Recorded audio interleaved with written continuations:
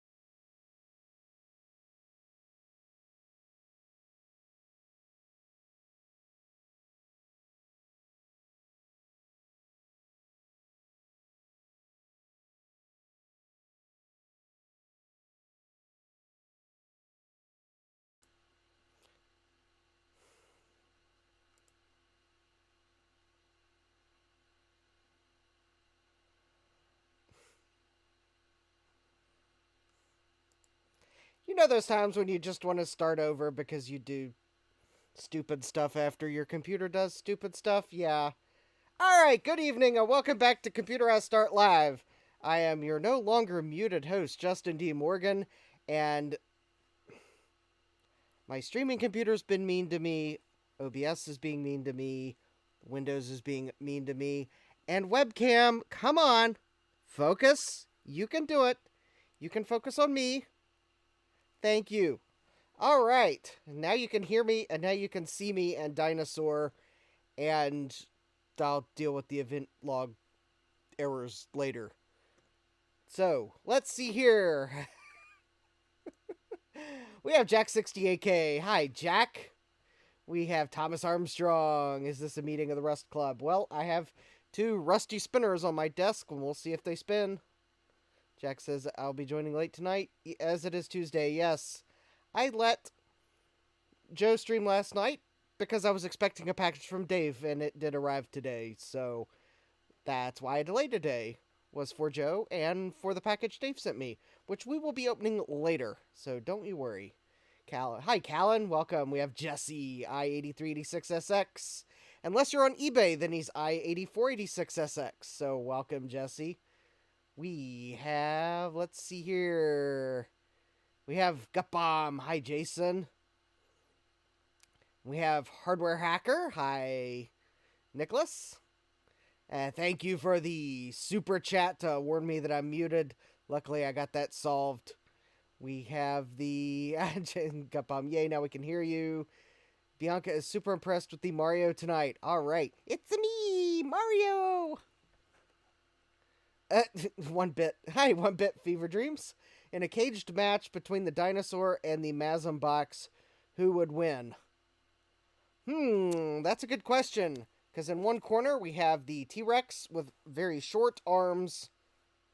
And in the other box, we have the Microsoft Assembler, which has no arms, but it can build things. I'm thinking I'm going to have to give the win to Microsoft Assembler! Because it can build the code to delete the dinosaur. Jesse says, Microsoft wants you to upgrade to Windows 11 in extreme fashions. Yeah, and this PC doesn't support Windows 11, so if they tried to upgrade to Windows 11 on it, it ain't going to run without trickery that I'm not doing.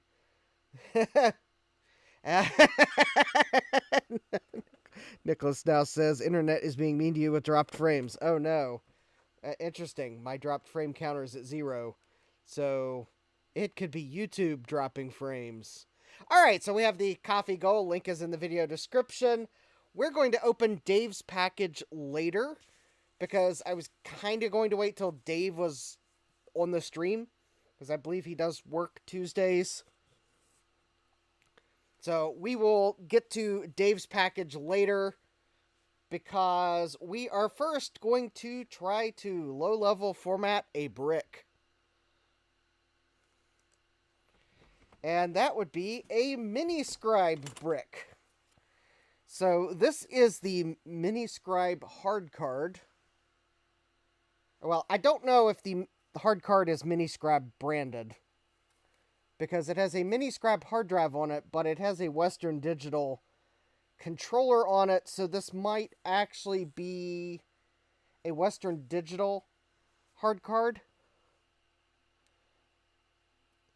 Although I sure thought they made hard drives, but maybe they weren't making hard drives till they bought MiniScribe. Or something like that. Gutbum says, it's like the old days with you streaming on a Tuesday again. Yes, maybe I'll see if I get more watchers on a Tuesday than a Monday. Because, I don't know, I've been thinking of changing back. I've also had weird thoughts of streaming 3 days a week, but that'd be really rough on me. Anyways, so, this is the hard card that was in the IBM PC. Not IBM XT, not IBM AT. I don't have an IBM AT. Not an XT Turbo clone, but the IBM PC. Gutbum says, I support the change. Well, I might give it a try. Anyways, so in order to use this hard card, I just simply need to place this in a slot of the motherboard. Like so. I do need to remove the... There we go. And I probably should...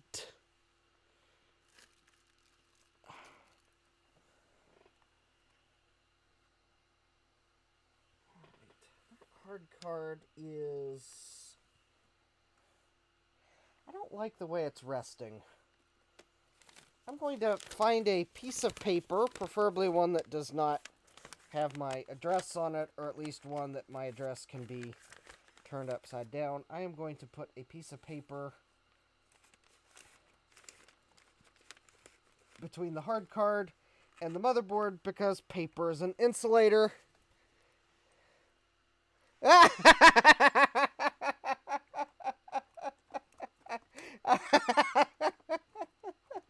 And Hardware Hacker realizes that, well, I don't think Hardware Hacker realized what I was trying to imply when I said, hi, Nicholas.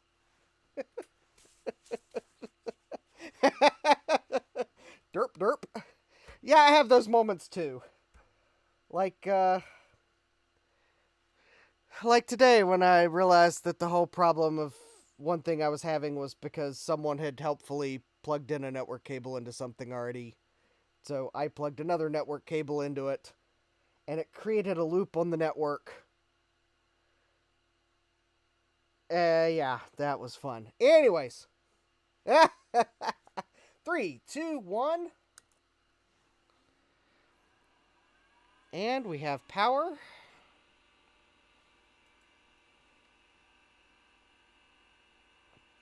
I believe I left the filters off on the microphone, so hopefully you can hear the wonderful MiniScribe sounds. Hardware Hacker says, it's been a long day, what can I say? Also note that the Ethernet cable that I plugged in was the only one that was going to work because of VLAN settings. But it still created a loop on the network.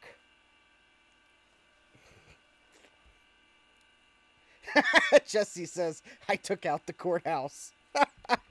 Lovely. I know you mean in an IT sense. Oh, Jesse says it was planned maintenance and all, yes. Alright, so we should be booting to DOS from a floppy disk. Alright, I have looked up this hard drive. This is a MiniScribe 8425. It is a 21 megabyte MFM hard drive. 615 cylinders, 4 heads, 17 sectors. And I have looked up the controller card on this hard card. It is a WD1004A-WX1. And I can see that it is jumpered already for an MFM hard drive that has 4 heads and 615 cylinders. So I do not need to do dynamic configuration on this drive.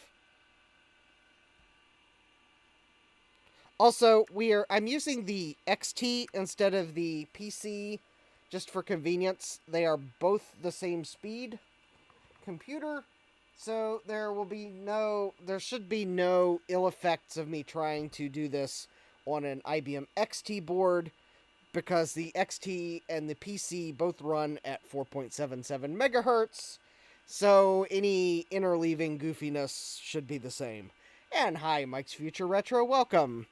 Alright, and because all these old cards usually have the format command in ROM, we simply need to issue in debug G equals C800:5.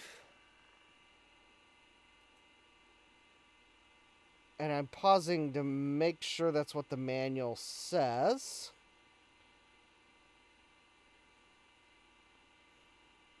Actually, I'm fairly sure that's probably it. So I am just going to hit enter here, and there we go. We have the Super BIOS 2 formatter. Current drive is C. Alright, that should be correct. Current interleave is 3.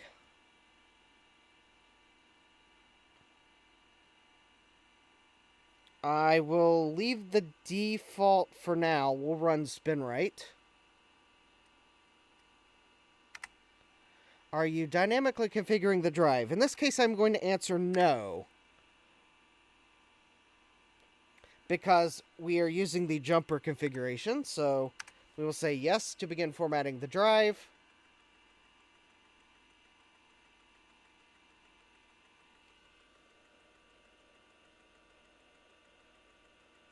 And I will move the microphone a bit closer to the stepper motor.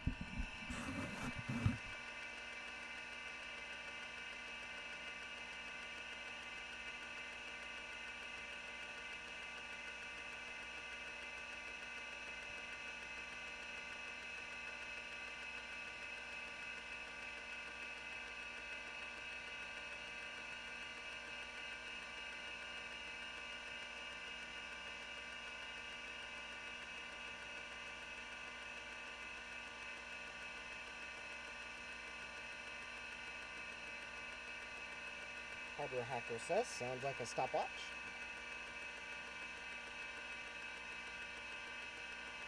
Oh, Mike says, it's going to be at VCF, but had an unforeseen emergency pipe burst in the house I just sold. Oof.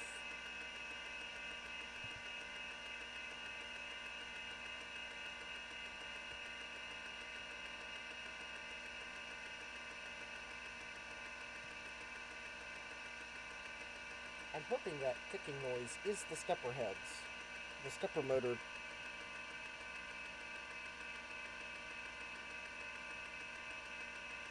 This drive seems to be formatting much quicker than others. Oh, there we go. Alright. And now it's asking me if I want to format bad tracks. Answer yes or no.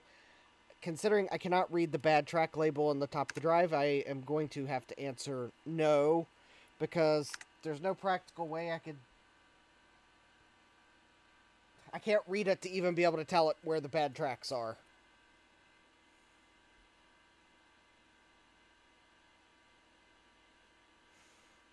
Mike says, I think the next thing happening is Atari Party in November in eastern Pennsylvania, but if anyone else knows of any big computer swap meets, let me know. I know of a smaller swap meet. The System Source Swap Meet and Repair Workshop is the weekend of November 8th and 9th. I think the Swap Meet is the 8th, with the Repair Workshop commencing immediately after the Swap Meet on the 8th. All day on the 9th for the Repair Workshop. The rain date for the Swap Meet is the 9th. So if they're calling for bad rain and they post on socials they're postponing the swap meet, it would be repair workshop all day on the 8th, and then swap meet on the 9th, and repair workshop continues after the swap meet. I will double check that I have that remembered correctly. Also, I believe there is a $10 admission charge for the repair workshop because you are entering in, that's the museum's admission, and yes, you also get to tour the museum while you're there at the swap meet.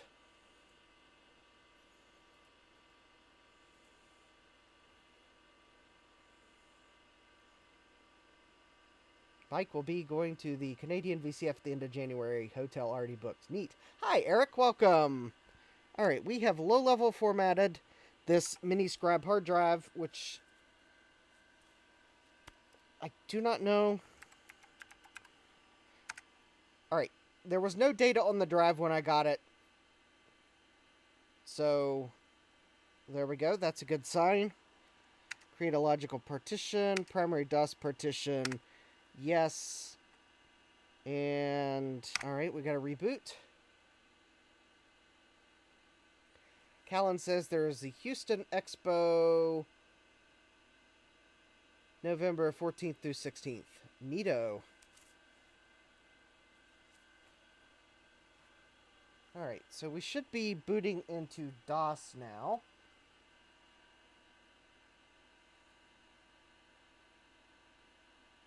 Mike says, I will try, but no promises for System Source. I've taken too many Saturdays off in October and November.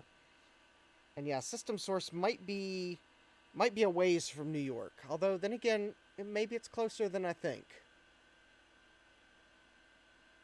Anyways, I am thinking of going to the System Source swap meet.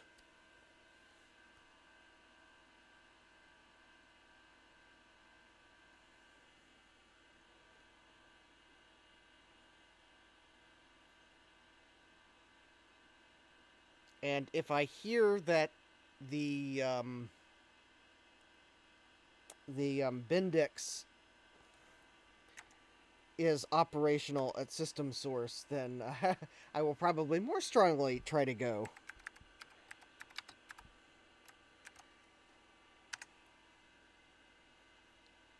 Because I know the Bendix has made it to System Source, but as of the last update for Musagi Electric, it had some shipping damage. Oh no! Format terminated. That's not cool.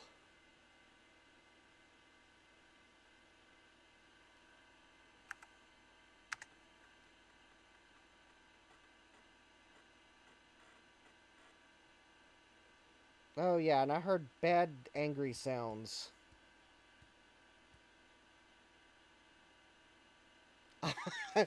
Mike says, I'm New York based, but System Source is doable if I don't have to work Saturday, November 8th at night. Yeah, that would be for sure. Hardware Hacker says, I'm coming from Massachusetts, so it's quite a bit farther away. Yeah, that indeed. Okay, so we are... Jesse says, you are terminated. Yeah, this drive might be a paperweight.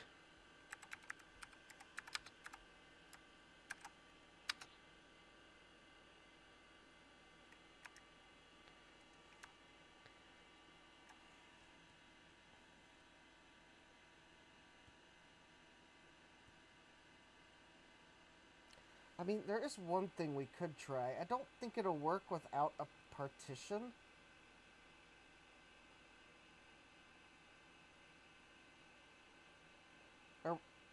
I think it usually requires a formatted drive, but maybe because I was able to F-disk it, maybe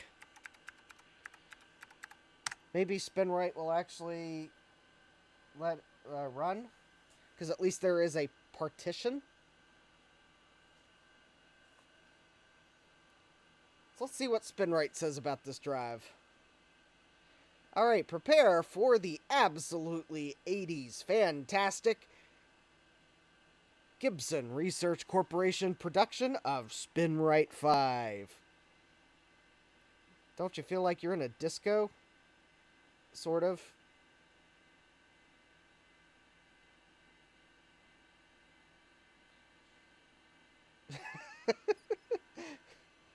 Mike says, anyhow, me missing a VCF swap this past weekend might have been a good thing since my whole house is packed up in about 290 boxes and another 30 to 36 of my computer toys. Time to take inventory and organize what I have. Maybe it is could be one of those, in reality, a good thing because you need time to organize before you buy anything new. I do realize that is sometimes important.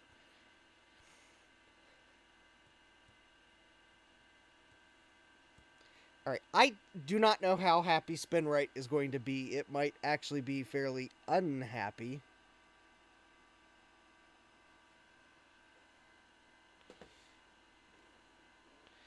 While we wait for this to...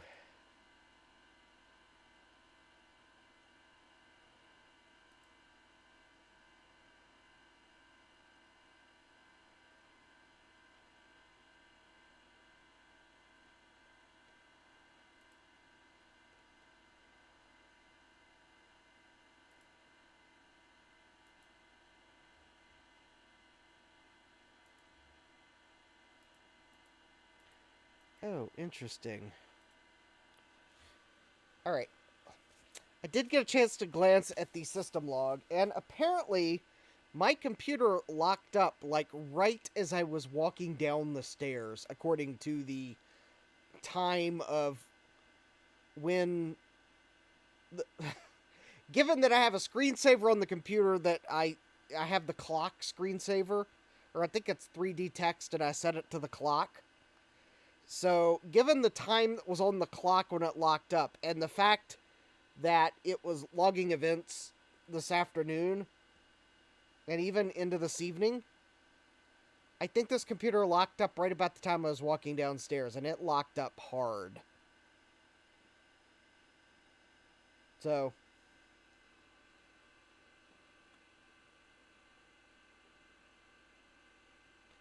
Harder Hacker says, but, you missed Steve from Mac 84.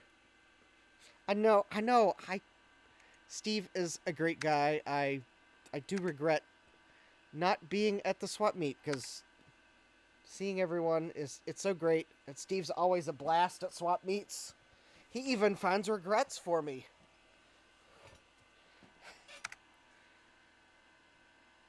Alright, so let's see what SpinRite does.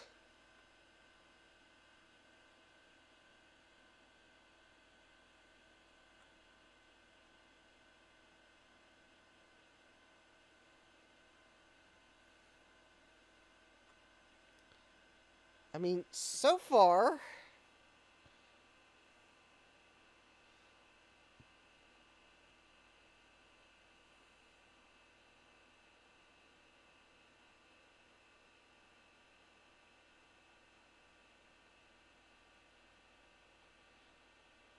Ooh, that is some weird patterns it's creating on the screen. Hey, Thomas, welcome. Yeah, we are running SpinRite, because I could not get DOS to format the drive. But I was able to fdisk it, and apparently SpinRite will at least let you select the drive if there's a partition on it.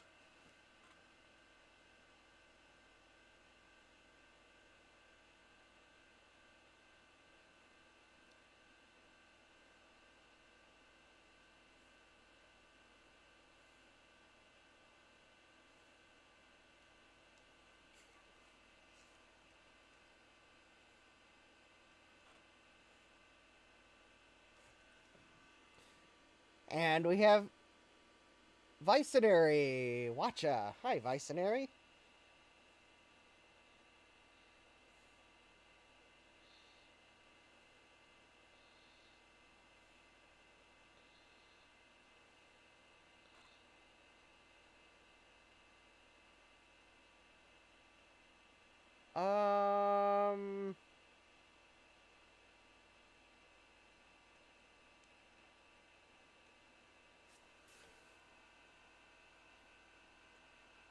I'm not entirely sure, but it does seem like SpinRite is repeatedly running the same check here.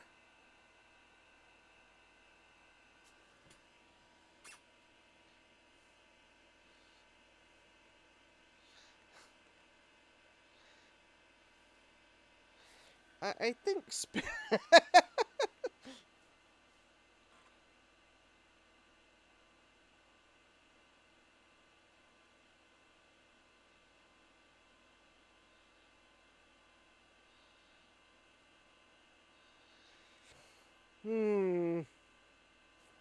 Alright, I think SpinRite is malfunctioning, so I have told it to go away. Alright. So I am going to...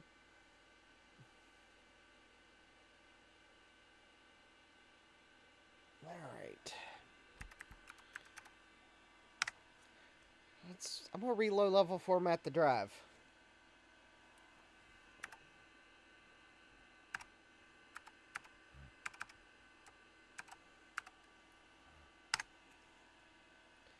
Okay, current drive is C. Current interleave is 3. I'm going to change that. Am I dynamically configuring the drive? Maybe I should. Just in case the manual I found for this card is wrong. And let's see here. This is going to be 615 cylinders. 4 heads. Let's see. Reduced write is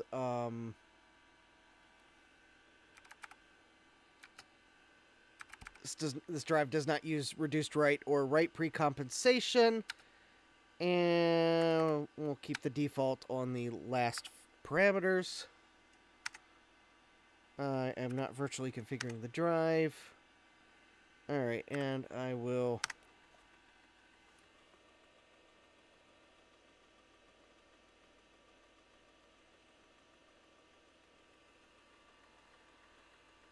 it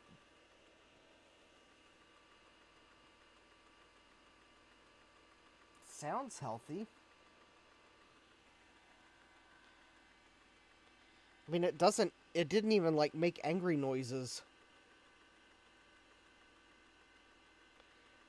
Is SpinRite failing for the same reason format C failed? Perhaps a PC hardware issue. I was able to low-level format other stuff on this board last week and Sunday, so I believe if there is a problem, it's going to be the controller or the hard drive on the hard card, not the system board. And if this fails, then I could be convinced to grab another controller card and rule out that the controller card is bad.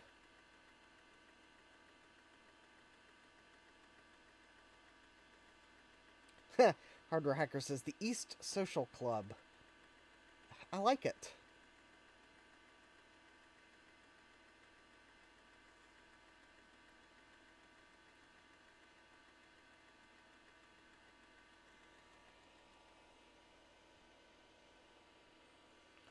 Do you want to format bad tracks? Alright, I am going to again say no. Because the thing is, I can't read the label. Although, if it continues to... If I can't format it again, then I'll pull the drive and zoom in on the label and maybe see if... Showing it on camera, I can read the label. Sometimes looking at things on a camera can make things a bit easier to read. Hi, Mega. Welcome. I am doing attempt number 2 to format this drive.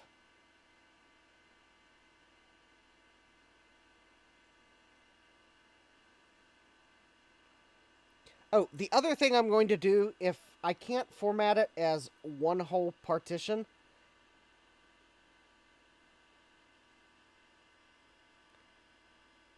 Mega says, I got the idea that you should get a second mic just for listening to computer noises. I will take that under advisement. It may have to be a directional mic so that I don't get picked up on two mics. Like a very directional mic.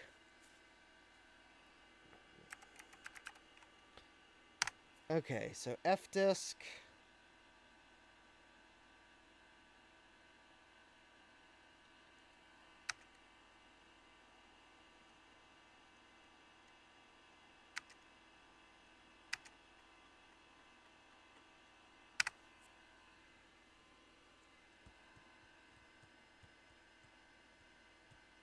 Okay, so if I can't format the drive this way, then to try to rule out what might be the problem, I will go back into F-disk, I will delete that partition, then I will create a small DOS partition to move, and then I'll create another DOS partition, delete the first one so that I still only have a C drive, and then we will try to format that partition as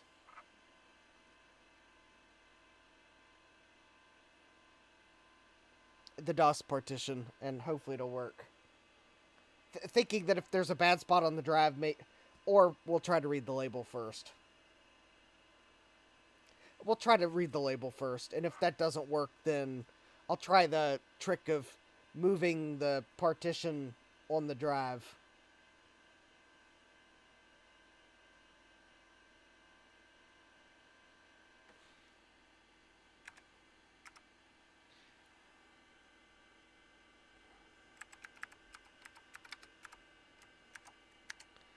Alright, format C.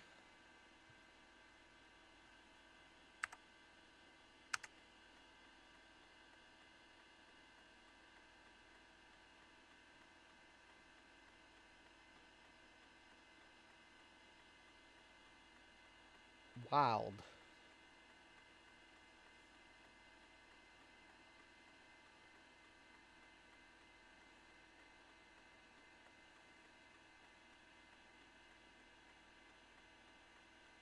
Maybe the low-level format failed the first time?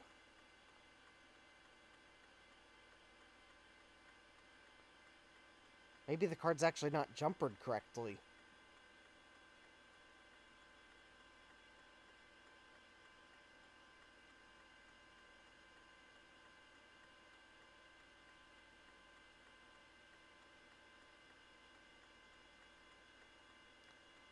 Mike's asking if anyone has any LC2 or Performa style keyboards that are dead but salvageable for parts.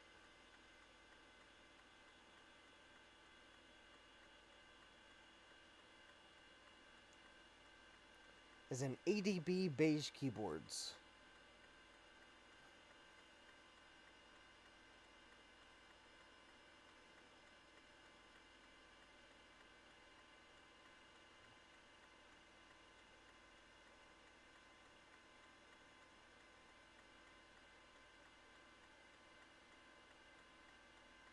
Yeah, I'm going to presume that maybe the low-level format failed the first time. I mean, it's probably not the... Maybe... I don't know that the interleave was wrong. That would have just made it go slower. But maybe the controller card's jumpered incorrectly, or... someone tried upgrading the ROM, and the ROM has a different table in it. So when it low-level formatted the drive, it had the wrong geometry.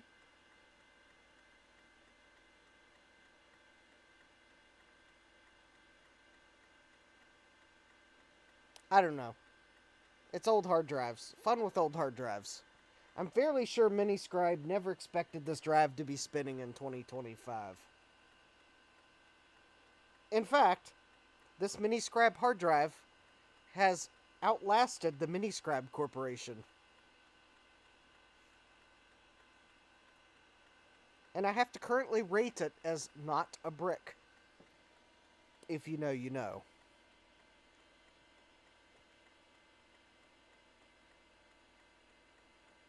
Hi, Sylvestron, welcome! We are formatting a 21 megabyte hard drive. This is only attempt number 2, and it looks like it's actually formatting. And I'm formatting it in an XT motherboard. Mega says, you sure it's not made of bricks? Well, let's see how much space we have on this drive. Volume label.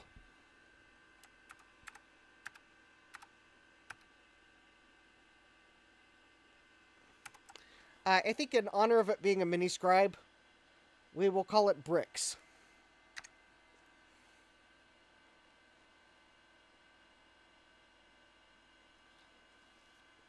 That looks good.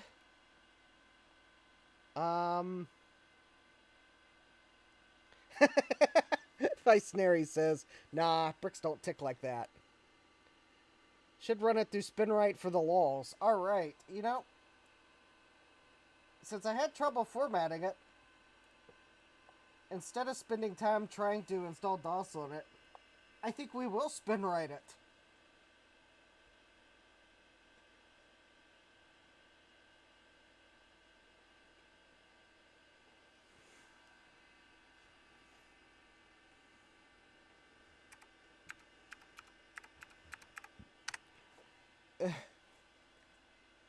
Oh, Mega says time to sysc and see if it boots. We'll do that. We will do that. Sylvester says I got a new old stock MiniScribe here from '89 that I've been meaning to muck around with. Wonder if there are any SpinRite haters in here. I got so many when I did that one video repairing a 5150.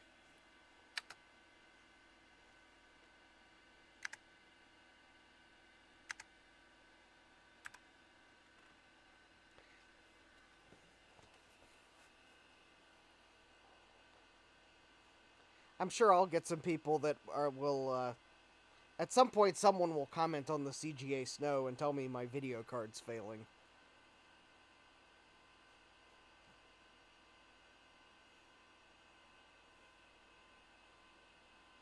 %50 chance it'll be someone in the chat being sarcastic.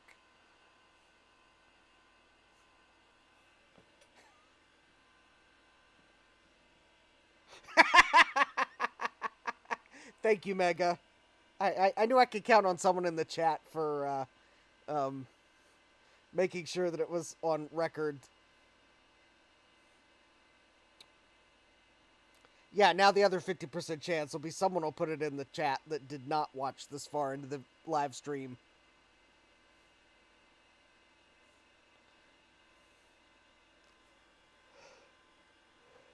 Do you like the snow, actually? Well, it is, it's both annoying and nostalgic, because that's just what I remember for CGA cards.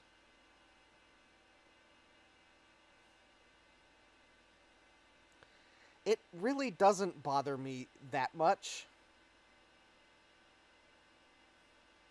Most of the time.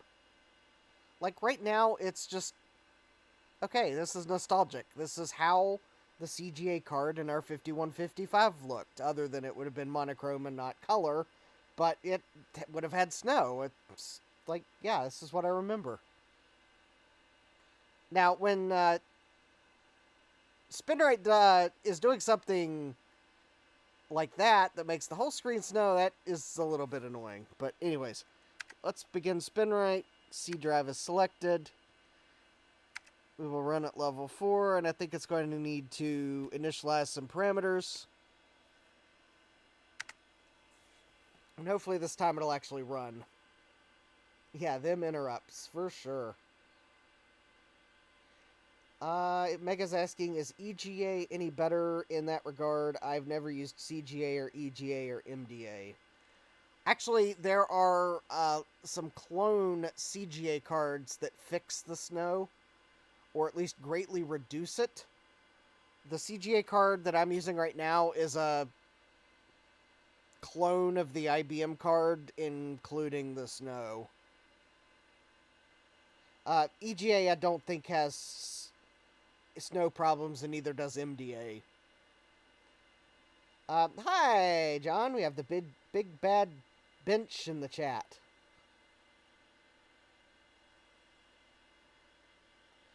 Thomas says Trident VGA works better. Yes, it would. But that would have required me to find the card.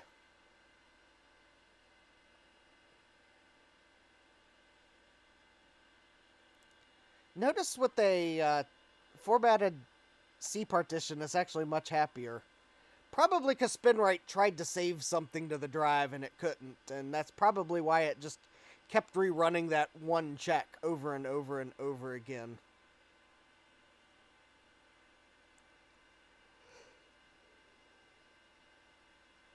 Yeah, the screen corruption's gone, and it actually continued.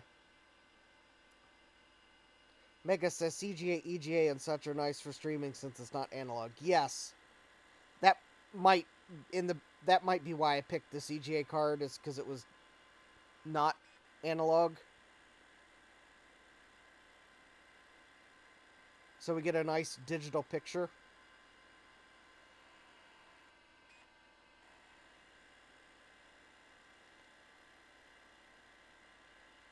Alright, so it's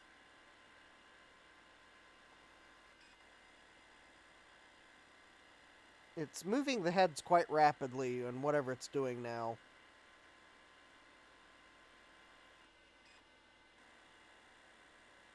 It says it's checking for physical head sharing, spiral format problems, adjacent head interference, adjacent cylinder interference, defective sector flagging compatibility, and various other behavioral anomalies.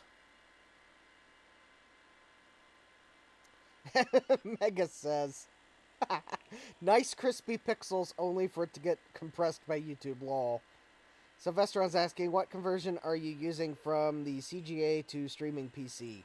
So I am using an RGB to HDMI from Texelec. So it's one that's actually specifically designed for CGA, EGA, MDA, because it's got the DB9 connector on the board. And then the HDMI out from the Raspberry Pi on the RGB to HDMI is connected to my scaler, one of its HDMI inputs, and then that goes to my capture card. And we have GeoHam asking, is this live on Tuesday? Yes, it is! Because Joe was streaming last night, and I was expecting a package from Dave, which was not going to be delivered yesterday. It hadn't even made it to Virginia. But it is delivered, and we will look at it once we are done with this hard drive. Alright, so SpinRite is telling me the drive's physical sector interleave is probably already optimal. But we're going to run the interleave test.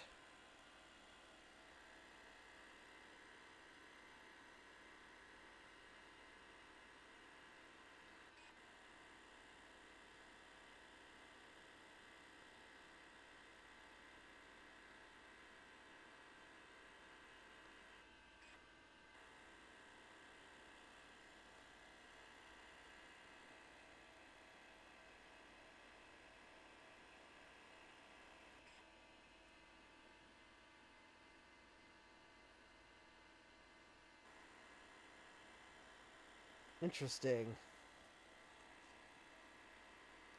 Sylvesteron says, nice, I used to build and sell those. Such a great product. Yeah, and I saw the Retro Hack Shacks video. Apparently now there's a sound capability option for them. GeoHam says, leave it to Dave to throw everything off.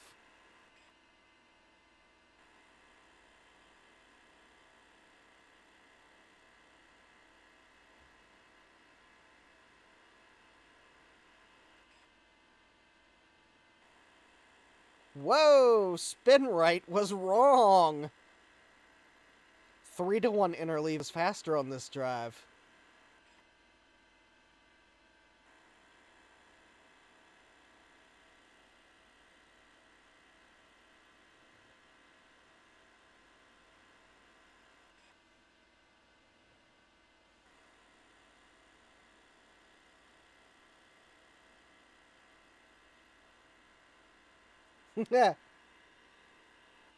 Hardware Hacker says, I regretfully regret the regrettable lack of eBay regrets. GeoHam says, I love eBay. I know, there were no eBay regrets tonight. Maybe one will be delivered by Thursday.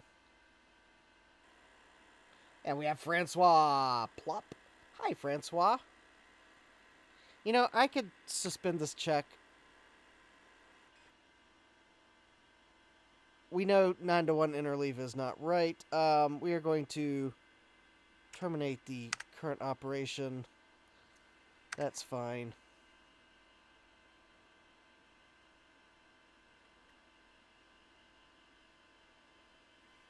Alright, we'll run benchmarks.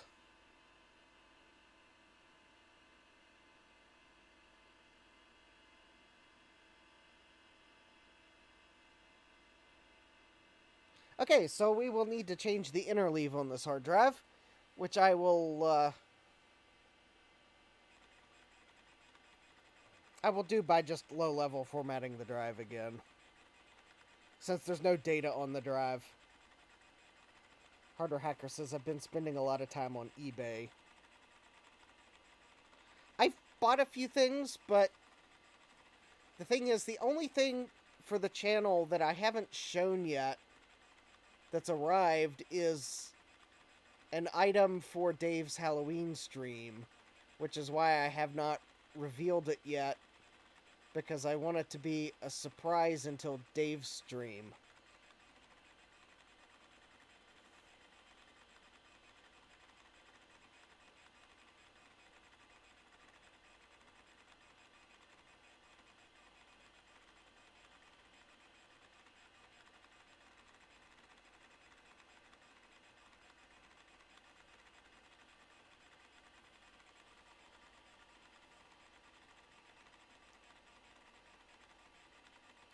GeoHam says, is it spooky? No, I don't think it's spooky, but it could be suspicious.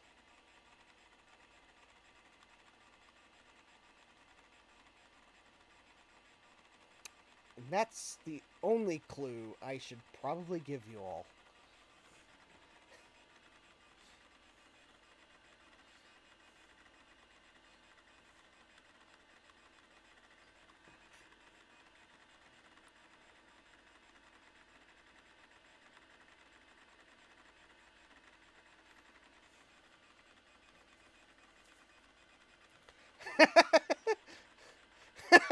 Sylvestron says, geez, look at that blazing raw speed. I know. Hardware Hacker's asking, is it a second dinosaur? Oh, don't tempt me with a good time, but no, it's not a second dinosaur.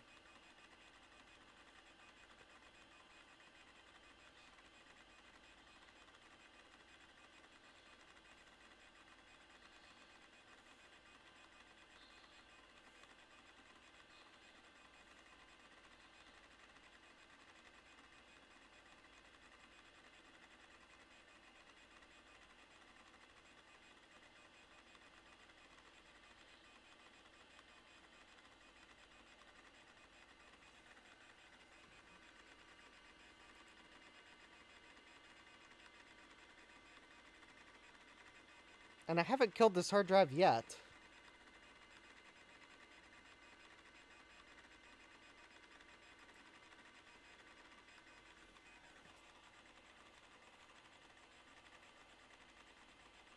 You know, I should probably do something here. Alright. We already know the sector interleave is wrong on this drive.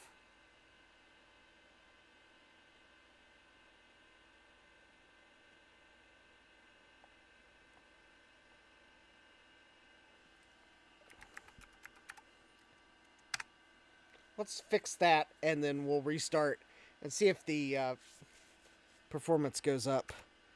Even though because this will be faster than letting SpinRite fix it. Alright, current interleave is 3. Are you dynamically configuring the drive? Yes. Alright, 615. 4. Whoops.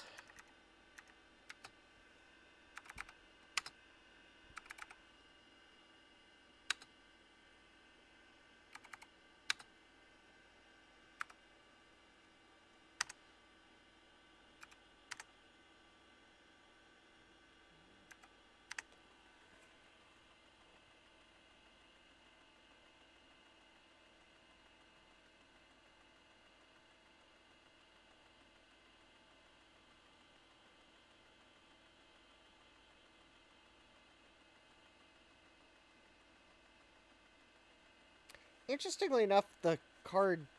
Oh, when it says current interleave is 3, okay, it's not reading the interleave on the drive. This formatter program is not that smart. It's telling you what the default setting is.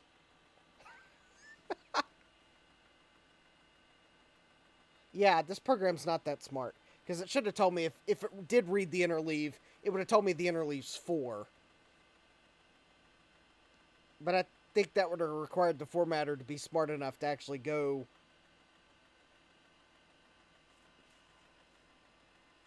I don't know if you can read it back from an MFM drive, actually.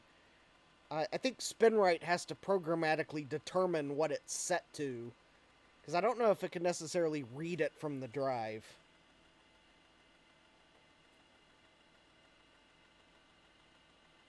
Hardware Hacker is asking if anyone has a spare working Mac Mini power brick. Ooh.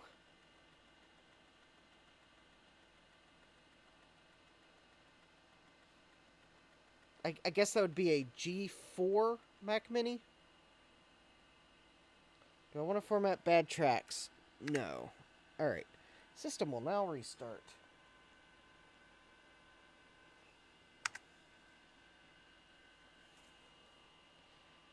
GeoHam's asking when's the Halloween stream?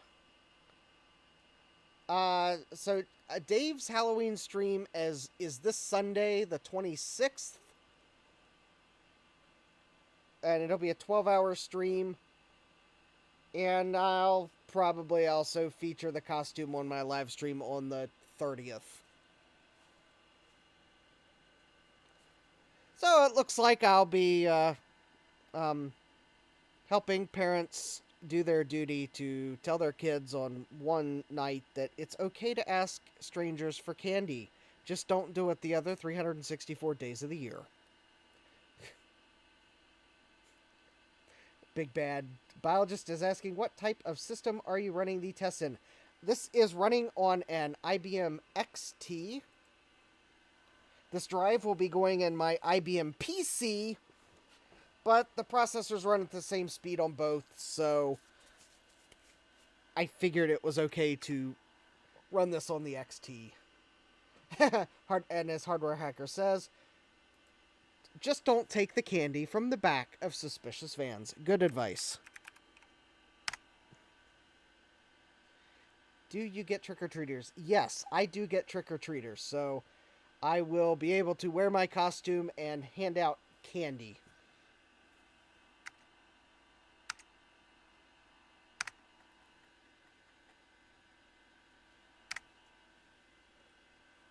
In fact, I'll probably... If I have to guess, I think probably about 100 probably show up. When I was in my townhouse, way more people showed up. It was probably closer to 200 because my neighborhood was one that parents would bring their kids to, because when you have a whole bunch of townhouses in a very small amount of space, it kind of is conducive to people coming in from elsewhere to trick-or-treat, which was totally fine by me. I just always made sure I had extra candy. Our neighborhood's a bit more spread out, but due to the fact that my house is not too terribly far from the street, I'll probably get 100 kids, so... The GeoHam says that's a lot of full-size candy bars. I won't be handing out full-size candy bars. I don't make enough YouTube dollars to afford that.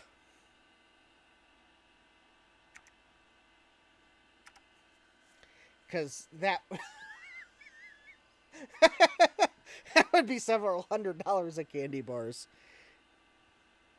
I'll get the fun-size candies. I'll make sure to get something good. I always manage to find candies that they're not necessarily like the Hershey's candies, but I usually inevitably... Oh, congratulations, Hardware Hacker, for being a member for a month. Eric says we get 3 or 4 trick-or-treaters. See, if I had 3 or 4, I would get full-size candy bars. Because then I would just save them for myself. Eric says the 3 neighborhood kids and 1 random. Yeah, I forget what I got last time. I think I got, I usually go for one of the gluten-free candies. I'll remember what I got last time when I go to the grocery store and get candy. But I usually get some gluten-free candy, so at least it maximizes the number of people that can actually have it. So I think that usually means I'm getting like the Smarties or the Tootsie Rolls or one of those candies. Ah, Eric says we live on a very busy street with a lot of rental houses that do not give out. The kids stay in the neighborhood behind us. Yeah, I like to give out something. And since Halloween's not on a streaming night, it'll make it easy for me to give out candy and wear my costume. See, I get to maximize my costume.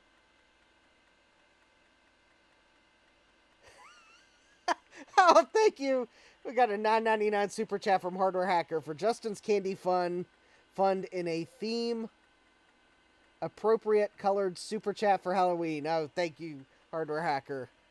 I will, yes, I have my auto incorrect translator turned on tonight. Eric says the best give out we used to supply when we lived in a good trick-or-treat neighborhood was juice boxes. Ooh, juice boxes. Now there's a different one. Kids came around a second time because they were thirsty. Yeah. Yeah, I'll get some of the cool gluten-free candy, and I'll, Sylvestron says, no, you must dress as an apostle. It is spoken.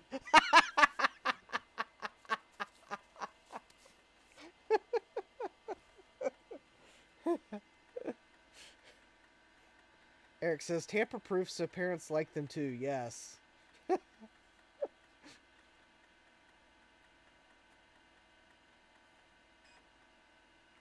Alright, so we have fixed the, we have fixed the interleave.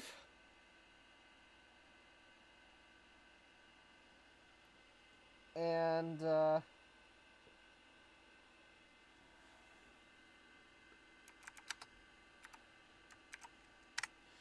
we'll go ahead and sys the C drive.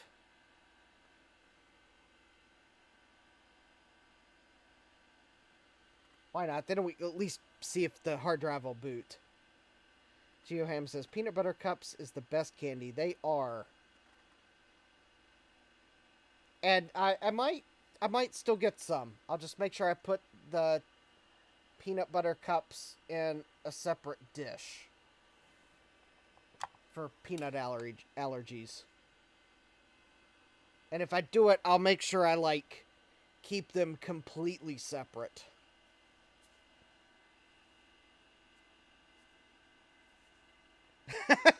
Vice Neri says, one time when we were living in Texas, my wife tried giving out packs of colored pencils for Halloween. They were not received with excitement. Hi, Rudy. Welcome.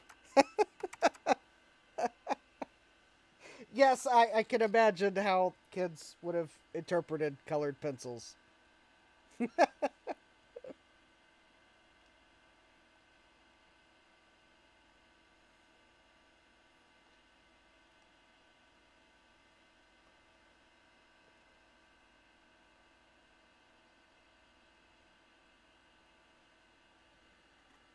Alright, so... Oh, interesting.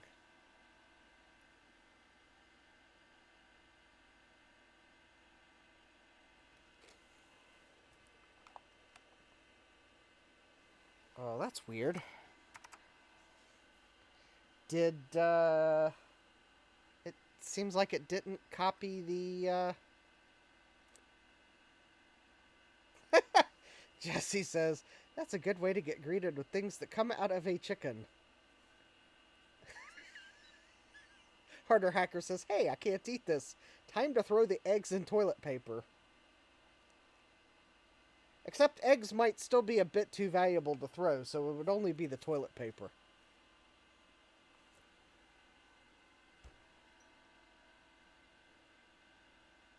Well, I guess they could be rotten eggs. Ooh, yeah, I'm going to be more careful for Halloween.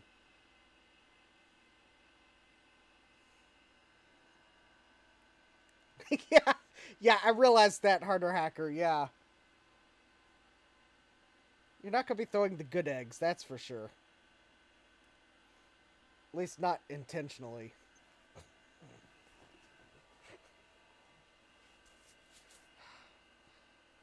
Alright, so I am just going to go ahead and I'm going to install DOS because doing a sys : didn't work for some reason.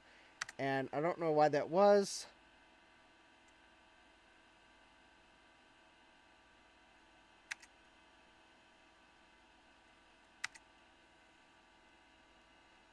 This shouldn't take too long to install.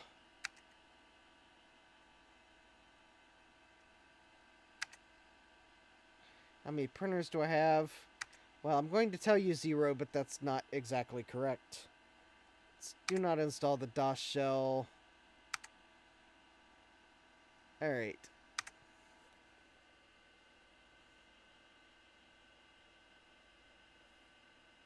Rudy says, I got comic books once. Very cool.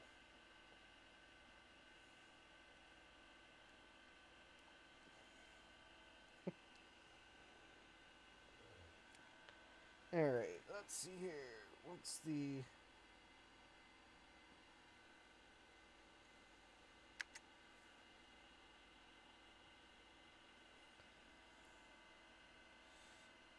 Rudy says, I'm going away from Windows 11 and install Dr. DOS instead.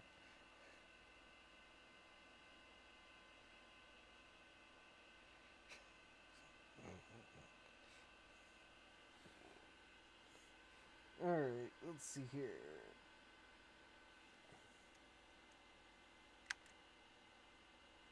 I like how it makes you make a copy of the setup disk. I got inspired by Trina. Oh. Oh, Rudy got inspired by Trina.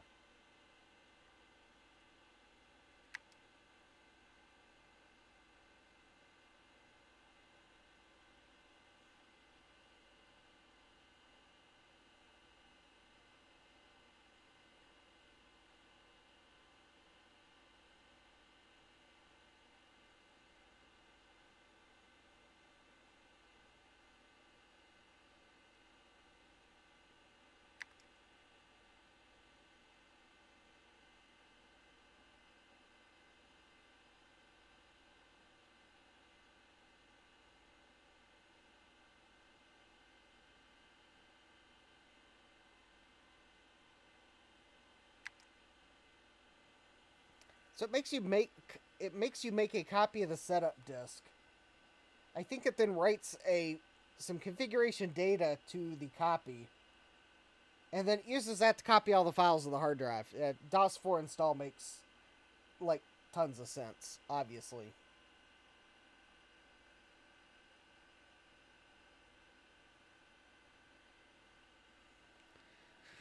All right, so let's see here.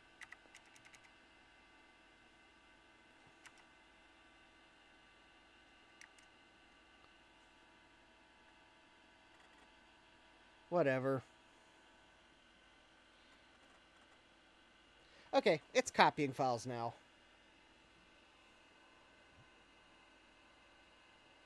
I also like how it doesn't have you set the date and time until after it makes you copy the disk.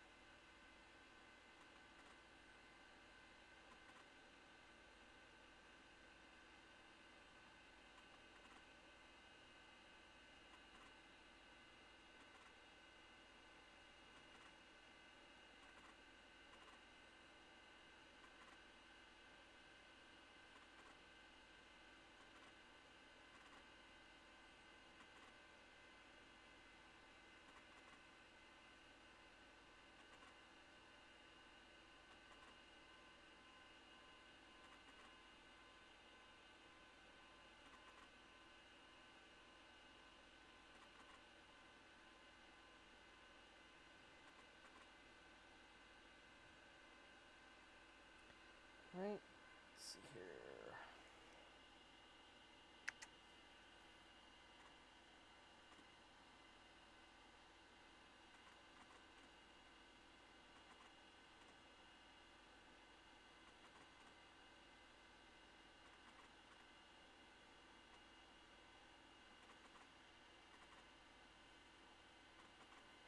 All this to see if the hard drive will boot.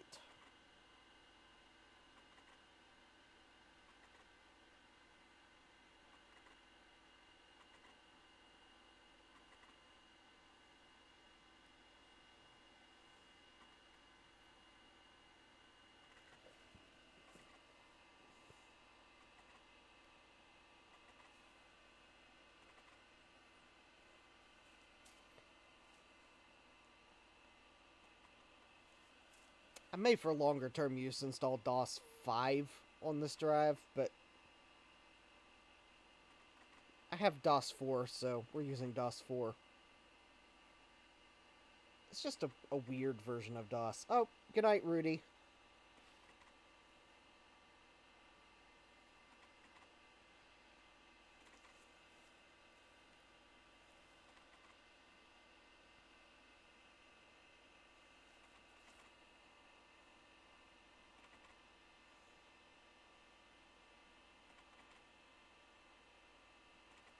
We are still copying files.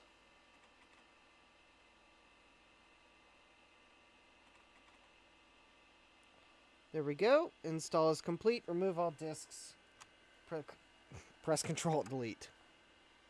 Nice. The installer can't even reboot itself.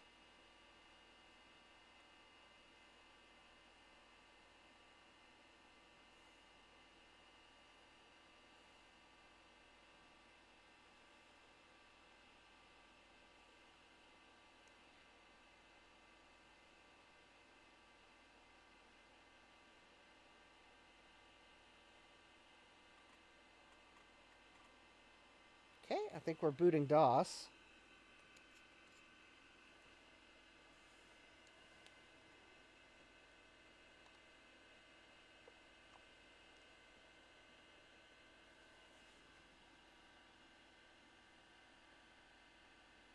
Albeit kind of slowly.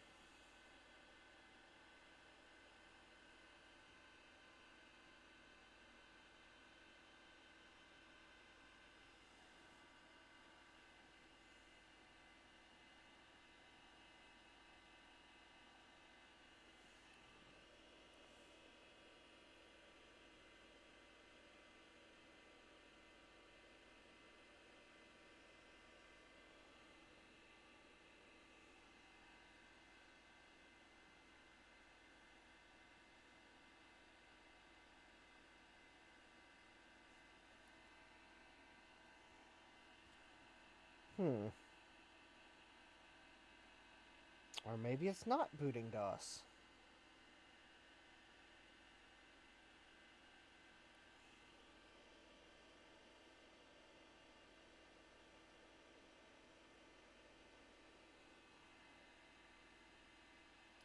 Alright.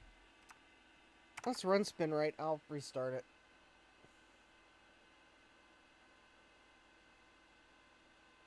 Oh, I think the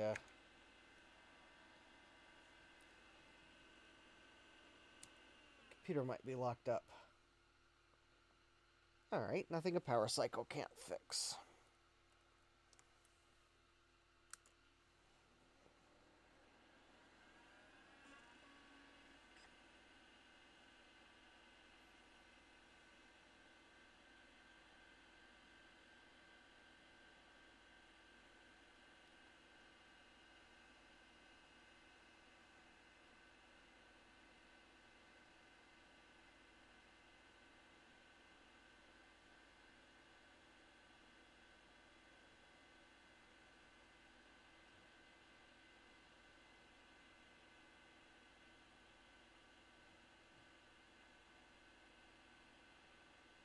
Okay, so I'm booting from the floppy disk. We'll run SpinRite.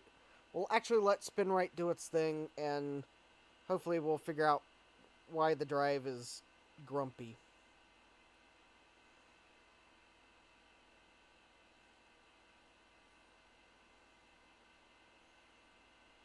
Although first we'll just exit the DOS and see what's on the C drive. Maybe the DOS install. Maybe the DOS install didn't go that great. Well, hi, Stian. Welcome. Stian says, sorry I missed the regrets, but I won $10 at Music Bingo. Nice. Didn't miss any. We didn't have any regrets tonight. Alright, so let's see here.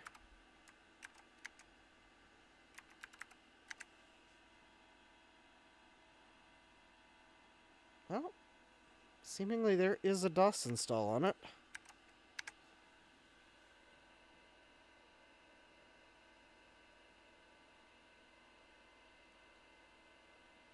Alright, we'll run spin rate.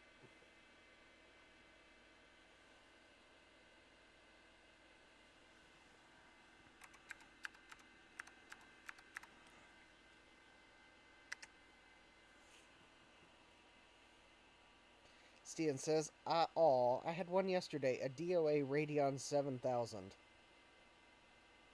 You know, I had, it was a couple months ago, but I had a DOA Radeon 7000.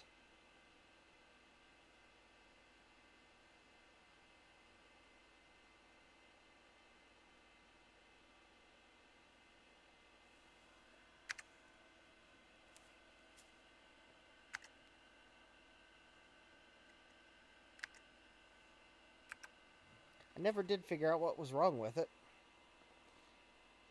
Probably the graphics chip is dead.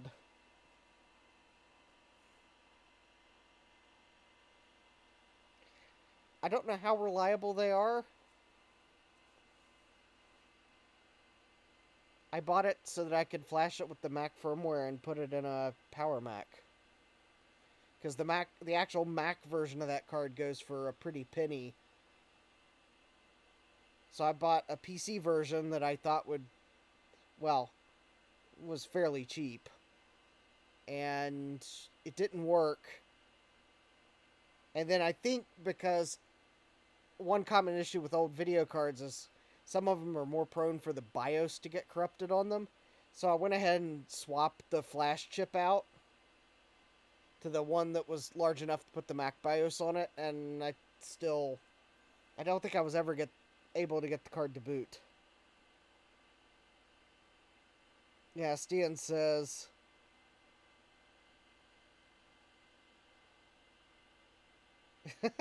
Stian says, probably the big expensive chip in the middle, although I paid $10 plus shipping, so expensive is relative. Hardware Hacker says, Stian, regrettably, Justin didn't get any eBay packages to show his famous segment for which we are constantly wondering, hey, who comes up with these titles anyways?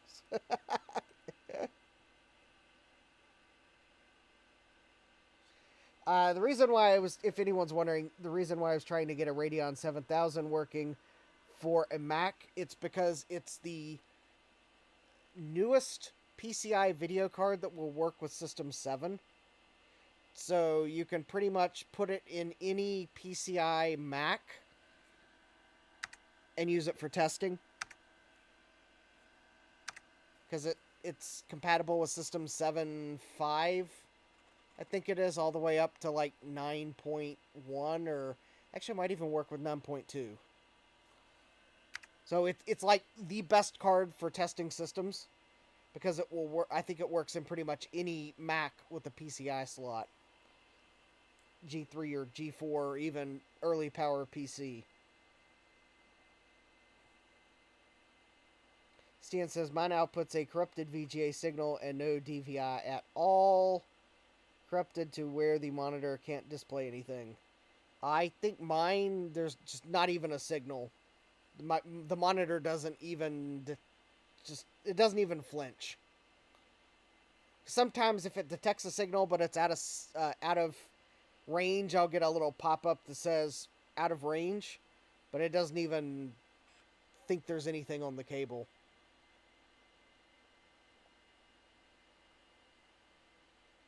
Alright, so our performance hopefully is a little better because I changed the interleave.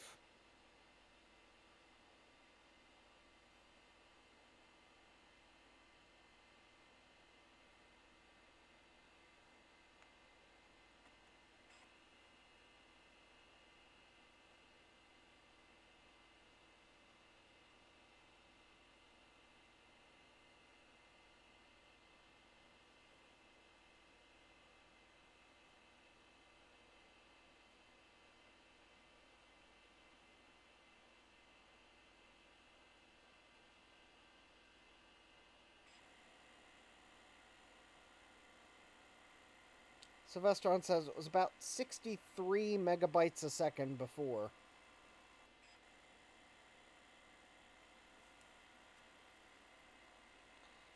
I mean, it probably won't be much, because I think if I remember the chart, a 4-to-1 interleave, it took 3 revolutions to read a track, and at a 3-to-1 interleave, it took two revolutions. So it may not be earth-shattering, but hopefully we'll see a little bit of a boost. I mean, assuming that it's just not, like, some speed that an XT's incapable of measuring.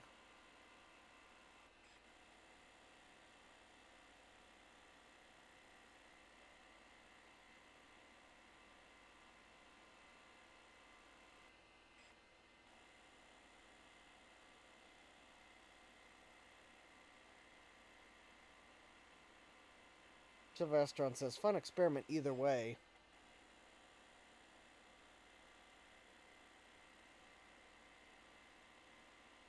Also, hopefully this drive will run faster because it's only a 3.5-inch drive.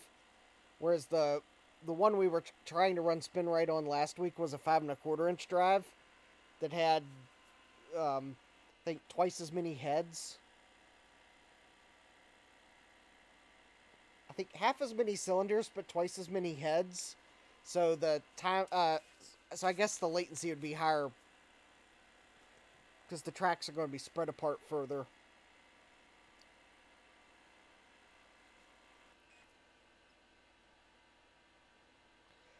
It is certainly nice that hard drive technology improved fairly quickly. Alright, I'm going to go ahead and press escape because we already ran the interleave test before.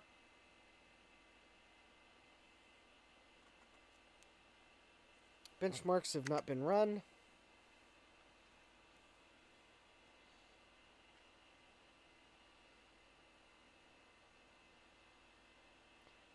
Vicenary's asking, I'm not sure warm bearings would help performance, would they?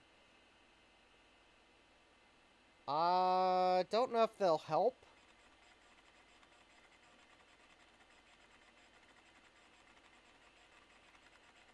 I mean, certainly if the bearings, the lubricant was gummed up in the bearings, that the lubricant being warm might help it to redistribute.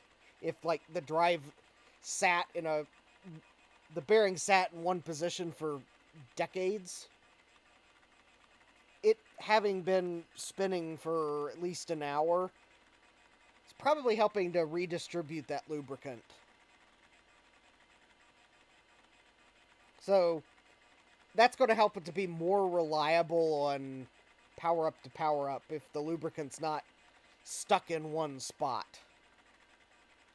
Ooh, Sylvestron says it's slower now.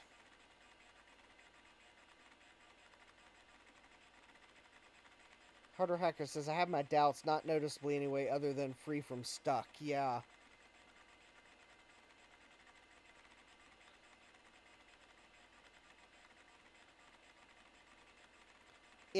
The sector axis velocity might get a little faster as it moves to the inner tracks. Because remember, I stopped it near the end. And if you notice, it's actually creeping up.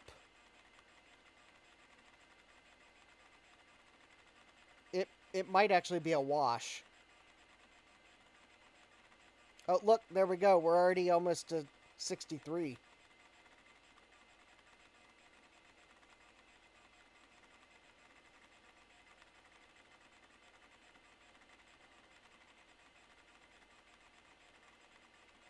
Alright, come on. I know you want to get to 63. Yeah, it's as we're getting to the inner tracks, it's moving up. So, slowly but surely.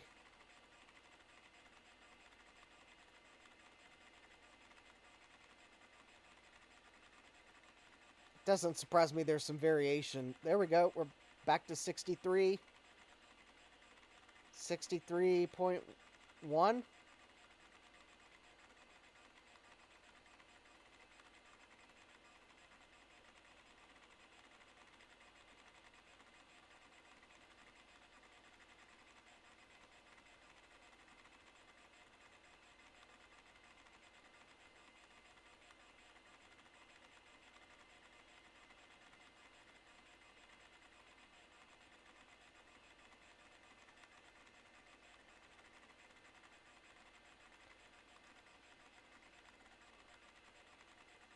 There we go. I think it might actually be a wash.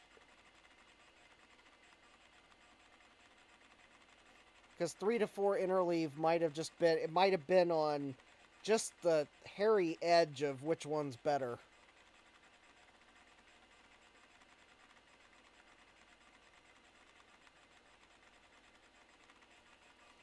Hardware Hacker's guessing 63.4. Oh, we're actually down to like 62.9. Interesting.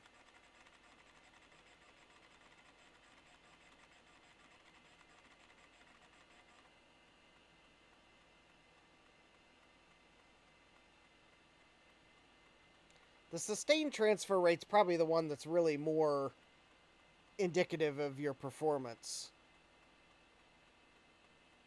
Which I didn't let it run long enough. Hardware Hacker says we did see 63.3 super briefly.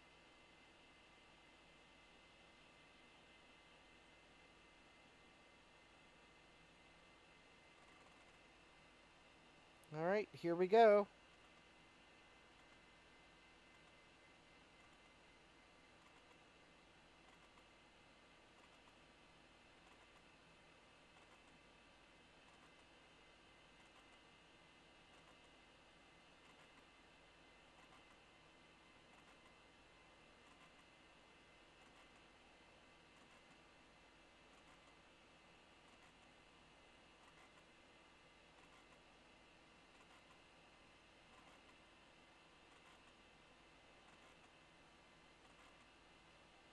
It's going to take an hour to run? Wow.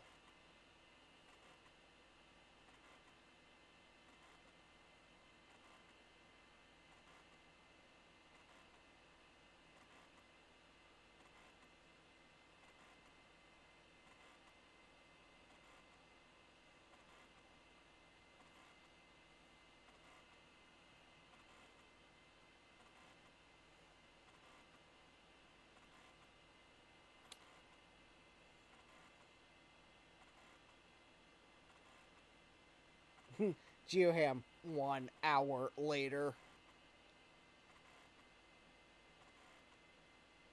Stian says, give it a minute. Could be a Microsoft-style progress indicator. 1 eternity later. Oh, it finally finished.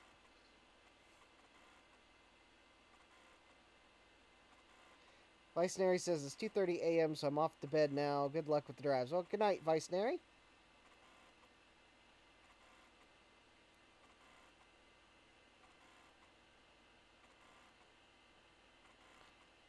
So I was doing a little research, and you probably noticed my thumbnail of really good,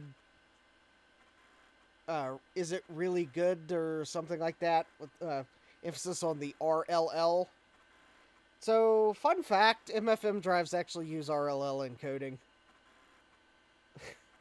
It's just, I think an MFM drive is using RLL 1.3 encoding, whereas an RLL drive is using RLL 2.7 encoding. And the important thing is, I think the RLL 2.7 lets the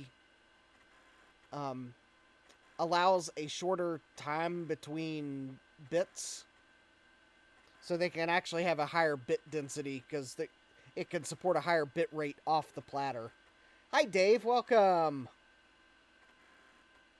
But yeah, I totally looked it up. MFM drives are, because MFM stands for Modified Frequency Modulation. I think that is just really a descriptor of how the data is recorded onto the platter.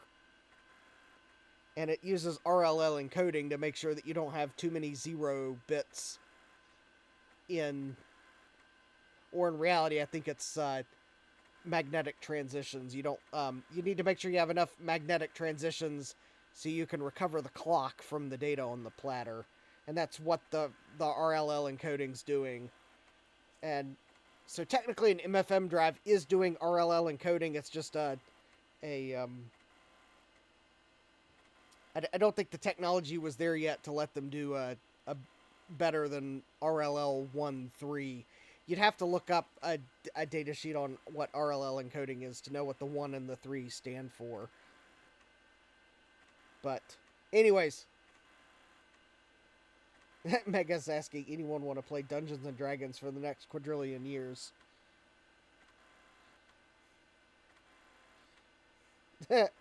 Hardware Hacker says, I'll get my D20, Mega. Alright, while we let this run, so I don't have any eBay regrets today. I know. So we can't answer the question of who comes up with these titles anyways. But I do have a package here. It comes to us all the way from California. And it is from Dave of Dave's Vintage Apple Tech. So I'm going to go ahead and open this up. And we'll see what's in here while SpinRite runs. If anything interesting appears on the screen while I'm opening this, I will switch back to the capture input. But at the moment, nothing... Oh, Dave was listening on the drive home. Well, I wanted to make sure you actually got my reaction and could see it being opened. Although the box is in, like... The box looks excellent. I don't think there's any shipping damage. But it did arrive today. Which is kind of why because I knew this was coming, and I decided that I wanted to use it for the second drive that I have to low-level format.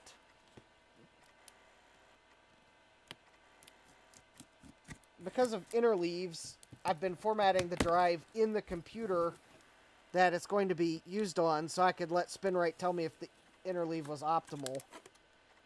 So this hard card is for the IBM PC,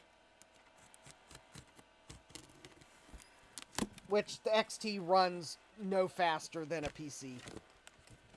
So an XT it's totally fine to use an XT because the PC it runs just as fast. I think the main difference is the XT supported more memory and it had more expansion slots built in so that you didn't have to have the expansion chassis. So we got our foam packing. So, because IBM PC supported 5 expansion slots, and if you needed more, you could buy the IBM 5161, I think it was. That was basically an ISA backplane that you connected through a card.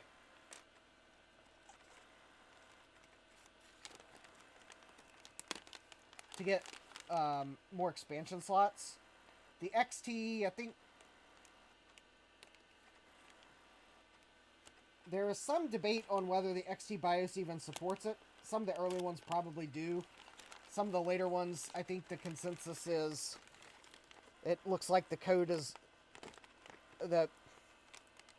some people say that the code I think the code is missing for initializing it, but some people say that you don't have to actually initialize the expansion card, so the chassis probably still works. But I don't know that anyone's actually tried it, because I think those are fairly rare. Can you put an SBC in it? Actually, you probably could put a single board computer on it if you had a 8-bit ISA single board computer, but then you wouldn't connect it to your IBM PC. Alright. So, alright, I am trying to carefully open this item.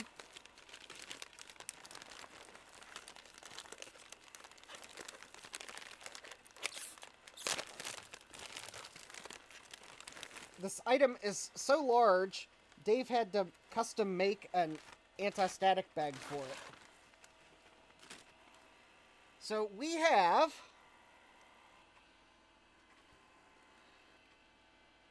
a 286 motherboard from Chips and Technologies. And Dave said that he got this board from someone who actually worked for Chips and Technologies. And in fact, I think, if I remember the story, they gave all the employees at the time they released this board, they gave them everyone one of these boards, and this is actually one of the employee boards.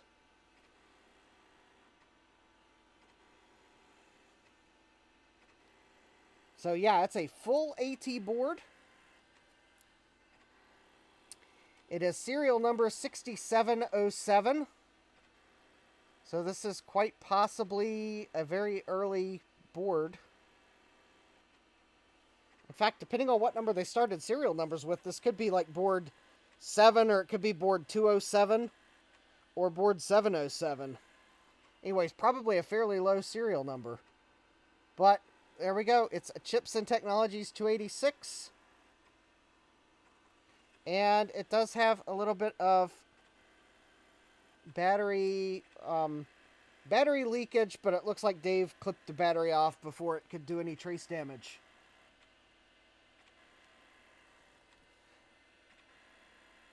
Well, actually, okay, so there might be...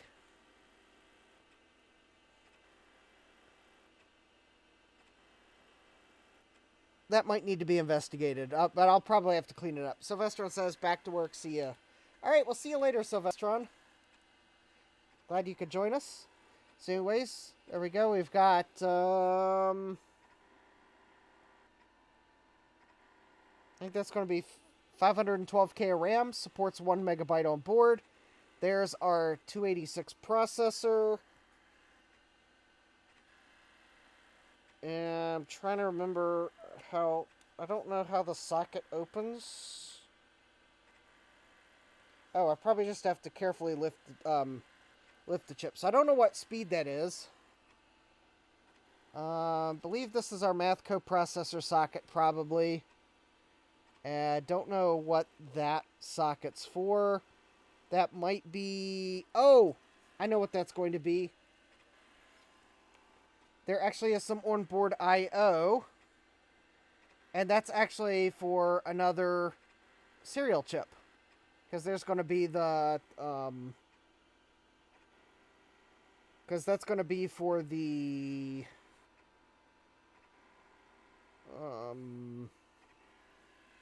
RS-232 driver, I think. I'll have to find the motherboard for this board. It does have a 16 megahertz oscillator on it. And a 20 megahertz oscillator.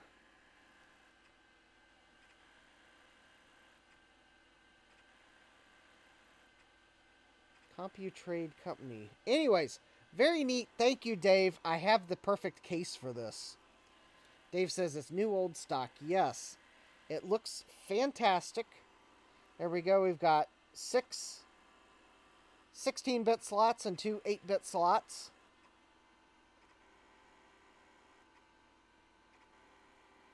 And yeah, I've got a case for this that can take the wider board. Find the find the motherboard for... Find the manual for this motherboard is what I meant to say.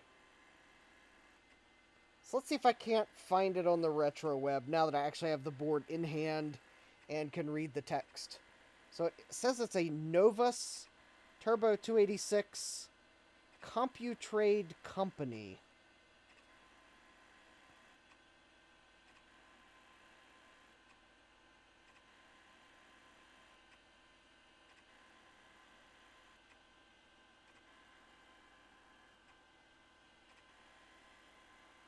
Alright, so let's see what I can find in terms of manuals. Oh. Just if anyone's wondering.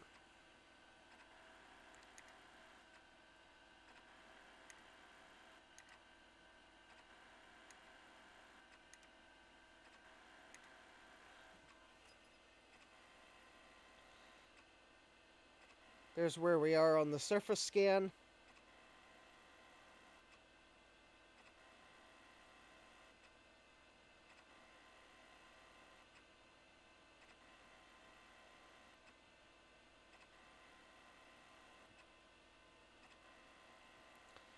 I'm looking to see if there is any... Time went up. Yeah, no. I was looking to see if there is any way that I could maybe put the 286 on the bench. Let me first find the manual while we let this run. So let's go to the retro web. Motherboards. And I'm going to search manufacturers.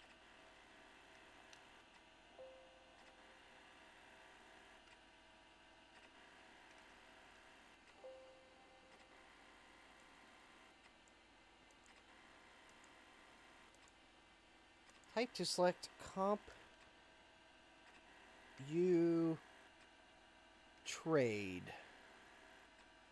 Oh, Computerized is not... There we go. Novus is a manufacturer on the retro web. We have a Novus 286 Neat system.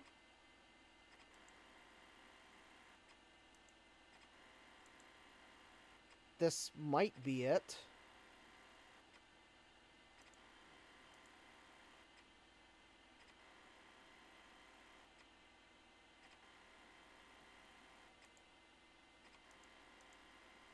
Let me look at the jumper manual.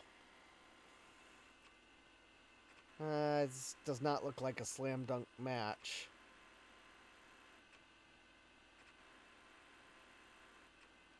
Nope, that's not it. Alright. So let's clear. Alright, so I think this is the Neat. Because the Neat stands for New Enhanced AT.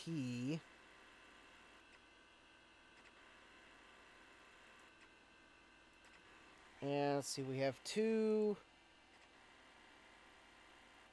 8-bit ISA, and we have 6 16-bit ISA. And I would give it a socket number, but I don't know what socket that is. I don't know what they call that socket. Alright, so now I'm just going to look at pictures.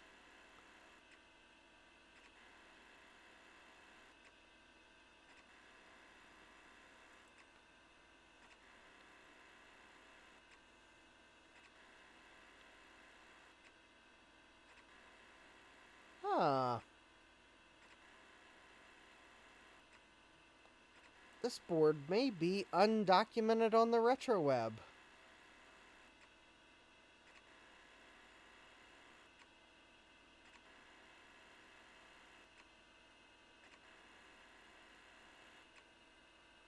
Okay, it's not that one.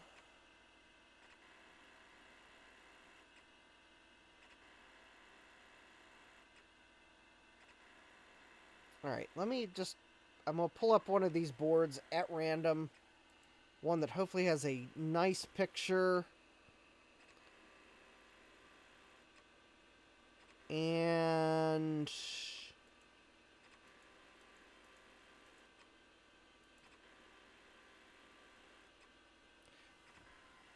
let me see if this is actually the Neat chipset based on chip numbers on the board. Alright, so we have a P82C201. No, I don't think this is the... So we've got a 201, a 203, a 202, 205, 204.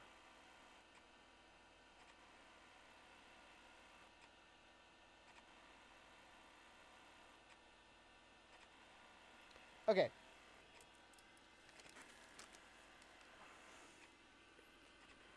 So let's go on the retro web.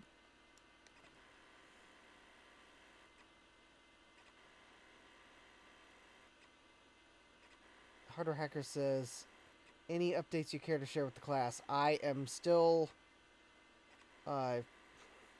trying to go through existing plans for workbenches so that I can design one. And it is going slower than I anticipated. Because I have like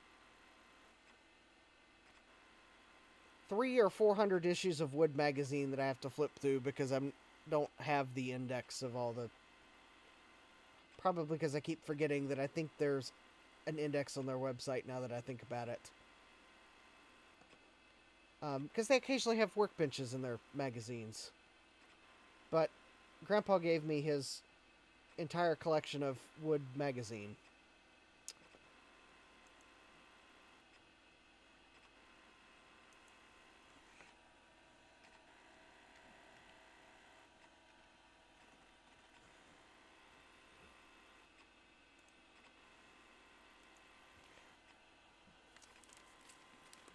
Because I don't trust myself to design a bench from scratch because I'm not a mechanical engineer. And I want to make sure it's sturdy.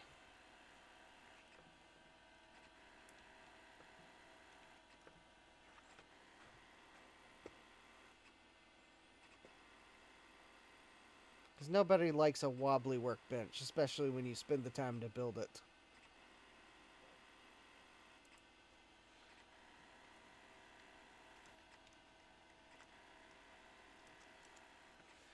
Alright, I am trying to figure out what chipset this is.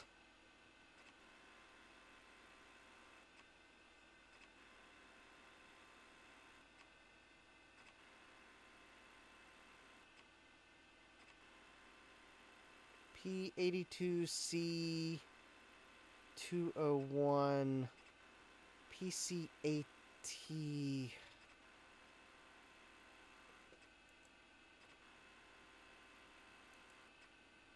Ah, here we go. Here's a data sheet.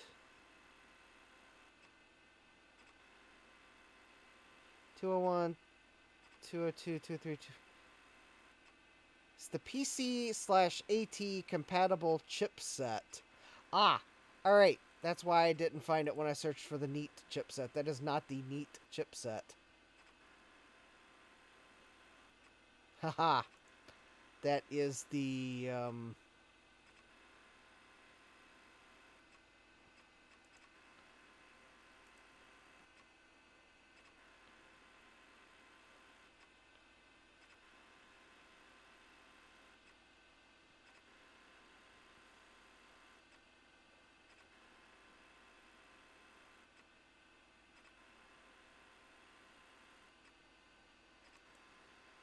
there it is.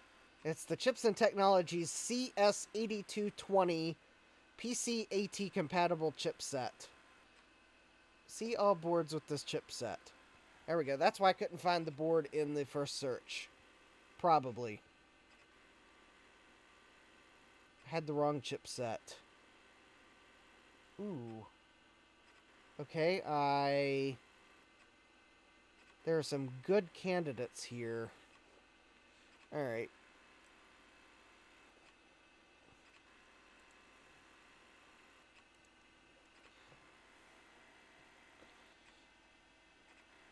So right off the bat, I'm seeing a couple boards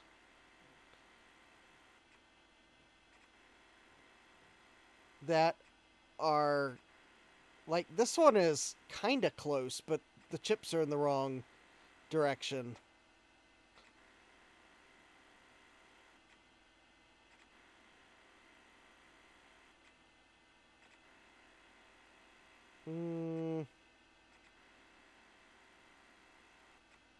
Wait a minute. This one. Alright, let's, we'll open this in a new tab. We'll take a look at that. This one kind of looks really close in some ways. I don't think it's a Hyundai.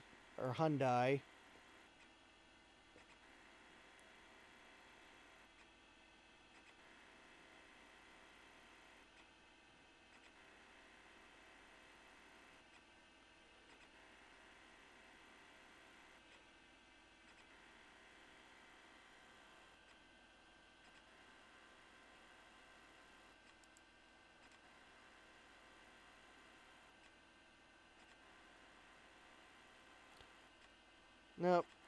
BIOS chips are in the wrong direction there. BIOS chips are in the wrong place there. Alright, this one might actually...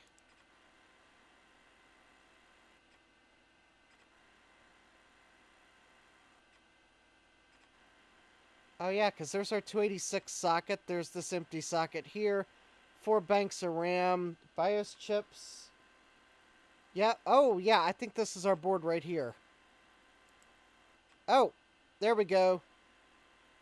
No, that... Digicom copyright. Well, it's got a different name on the board, but here's our parallel and 2 serial.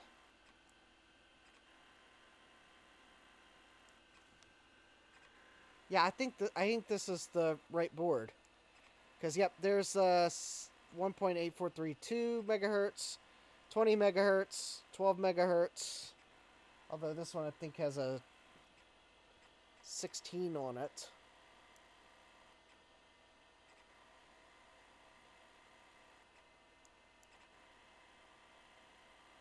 Yeah, I think this one might be our board.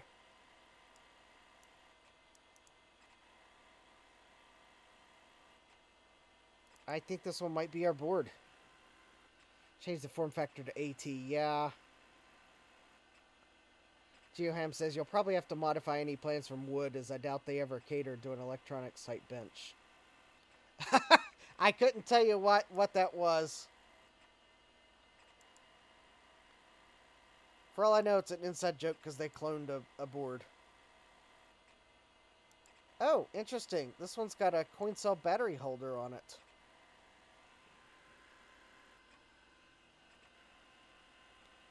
That warrants closer inspection.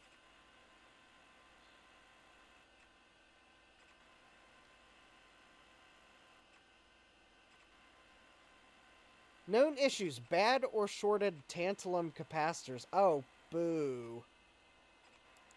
And this being a new old stock board is not going to... Oh, and there's like no information on this board. Owners of this board have reported tantalum capacitor failures on this board.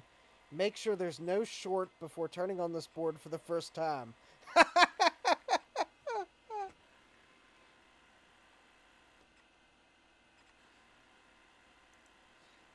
Yeah, I can't tell you what that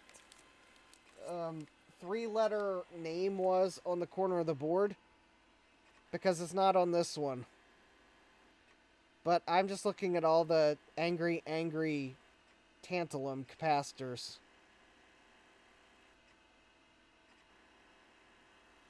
It's kind of like hungry hippos, but...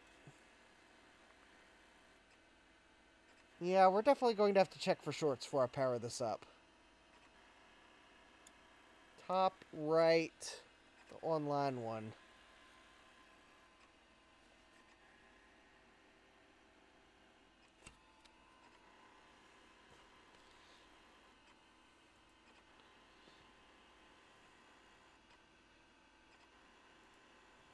So here's the online one.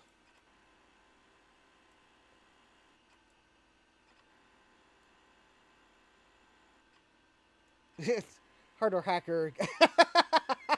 $1.99 super sticker of the hungry hippos. Top right.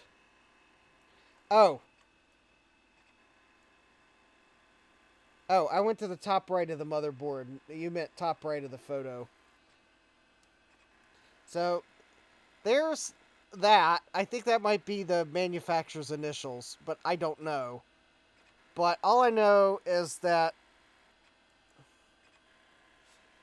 this board does not have a silkscreen marking in that area.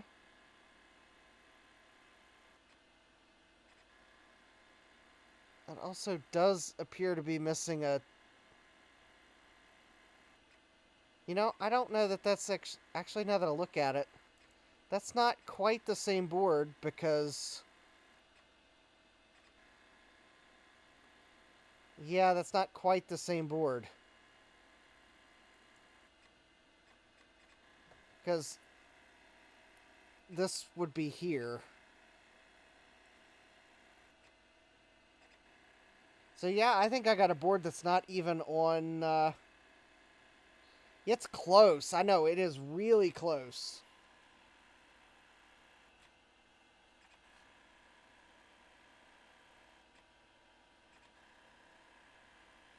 It is really close.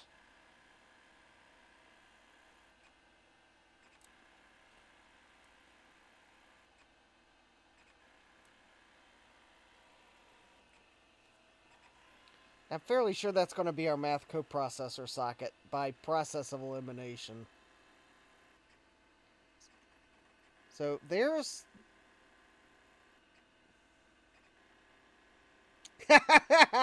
Oh, thank you, Harder Hacker, for the $4.99 super sticker of the hungry, hungry hippos jumping out of the water.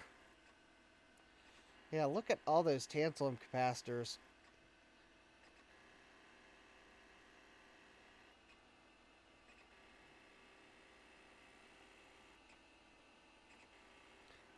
Alright, I guess I can check for shorts while we let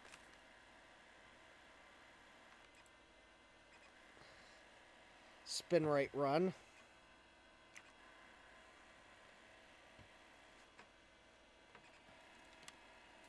As we let spin rate take longer and longer and longer on the stream. Alright, so I'm going to check for shorts on this board.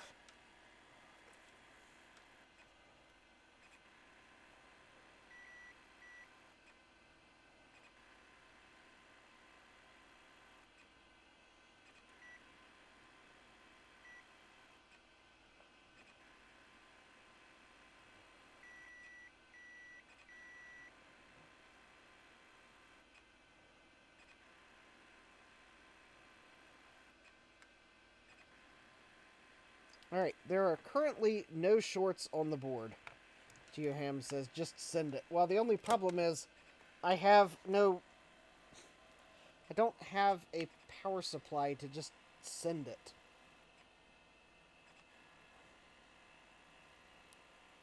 Well, I do, but it's upstairs. I haven't opened the package yet.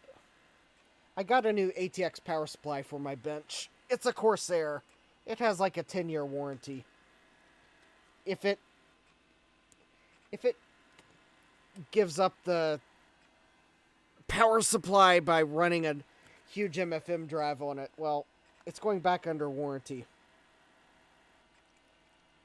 Because I didn't see an exclusion for large MFM drives in their warranty. I'll just tell them I was running a large hard drive. Which would be literally true.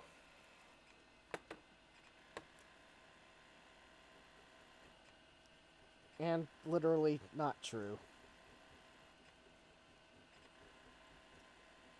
I mean, they don't need to know it was a physically large hard drive, not a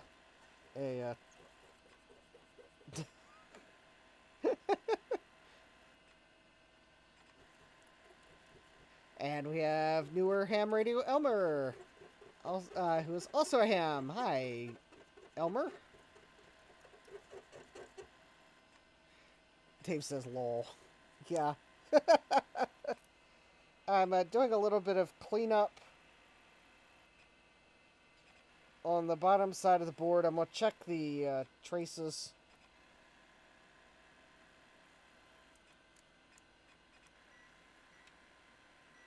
There's like two spots, or two traces that... Well, there's like 4 traces around where the battery leaked that might need repair.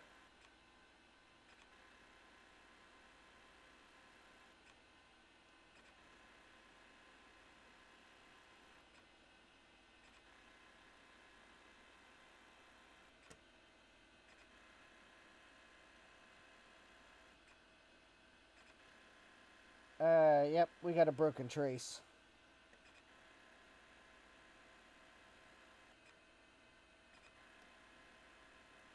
Okay, we do have a broken trace.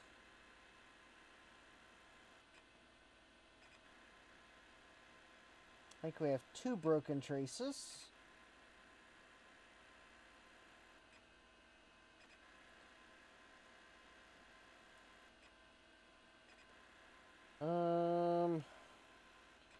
Yeah, we're going to have to repair those before we try this board, so... Yep. And... Yeah, there's actually like 4 broken traces on the bottom of the board. They're all 4... And they're all broken right around where the battery terminal was. So, yeah... This board's not going to power up until those are repaired. I mean, it might power up, but it's not going to post.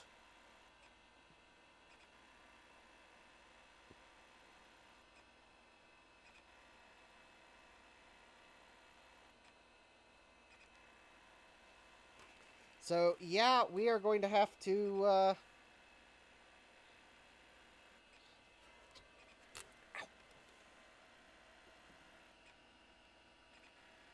Oh, thank you, Hardware Hacker, for the $9.99 super sticker of the Laughing Fox. Thank you. Alright, so we are going to have a 286 repair stream sometime soon. And that means our other hard drive I need to low-level format, I will have to find a suitable equivalent board. Let me see what speed 286 it is. And that will determine whether or not I have something possibly speed equivalent.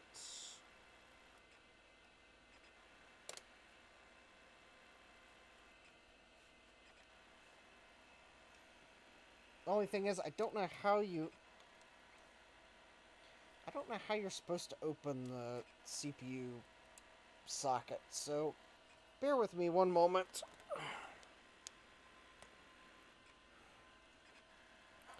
Or, you know, actually, I could probably guess based on oscillators on the board. It's probably an 8 or a 10 megahertz 286.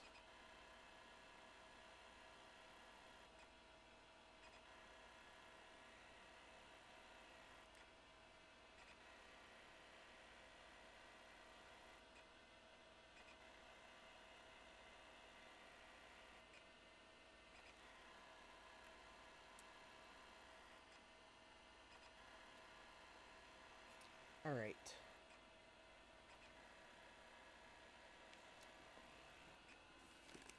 So I've got, let's see here, what 286s do I have?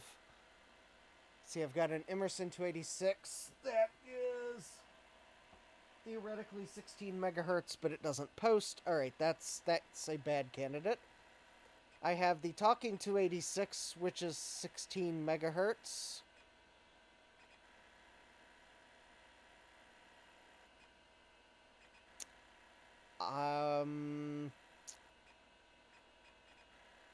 That might actually be a decent candidate to format the drive in, but we won't be able to check in or leave.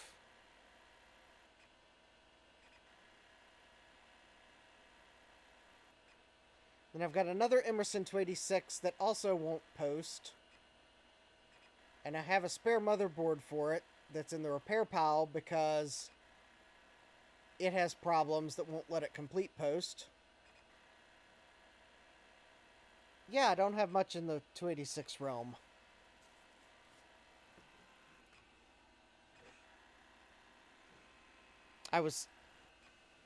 One reason I wanted, I was looking for a slower 286 because all my Emerson ones are like turbo 286s. Emerson made my microwave. Yeah, the microwaves I have in the house are GE microwaves. So I have an over-the-range one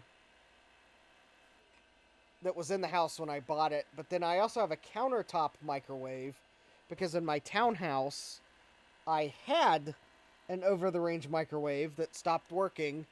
And I didn't want to pay to have an over-the-range microwave installed. So I had bought a countertop one and just replaced that over-the-range microwave with a vent hood. Do you think it might have a 286 in it? Probably not. But anyways, the person that bought my townhouse, I had offered to leave the microwave since there was no over-the-range microwave like those townhouses normally do, and they declined. I think they already had a microwave. So I ended up with 2 microwaves. So I've got the one that's on the countertop one I had, which is actually a higher wattage microwave, which is why I decided to keep it when she didn't want it.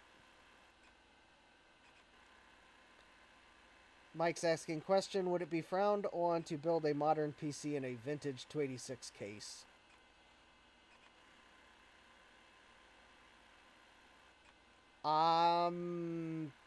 That is liable to cause controversy with some people. I honestly, I'm of the opinion there probably were so many 286s made that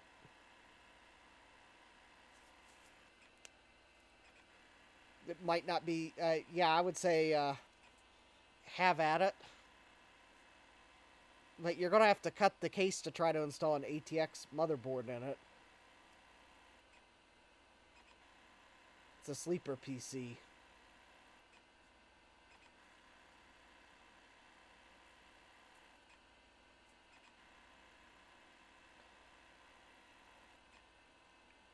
I mean, one way you might be able to do it and not have to cut the case would be if you found a single board computer and a backplane that would fit in the case. Although you'd have to shoe in a power supply. Mike says, I just went from house to townhouse with countertop microwave to over-the-range microwave. Plus we have a 3rd microwave from my daughter's college days, so 3 microwave townhouse household now. Yeah, Mega says a PicMig 1.3 single board computer so you get PCI Express.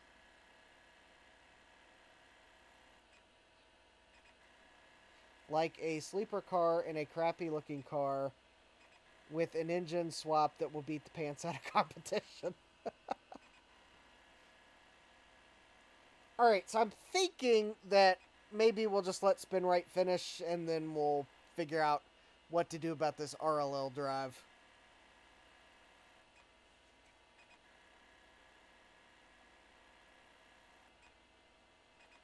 Maybe for once I'm having fun keeping up with the chat.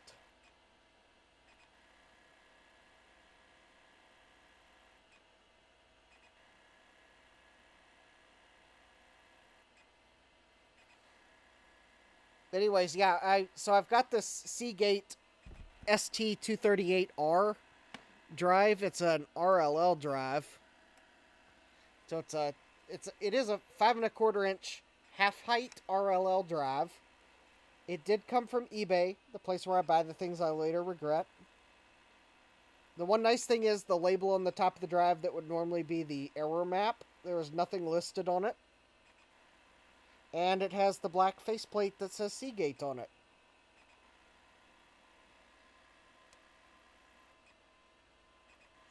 Mike says, I just like how some of the beige boxes look from the 286, 386 era. Just ideas. And I have an RLL controller card, which on Dave's stream I did clean the, there was a dirt blob by this chip, and I have no idea how it got there. Although looking at the bracket for this card, maybe water got in the computer and there was dirt or dust and it just kind of coagulated. Anyways, I know this card works. And I have the one RLL drive, so it's a 33 megabyte hard drive. Ooh. I was going to put it in the 286. So I think instead what we might do is we might let SpinRite finish on this drive, assuming it doesn't,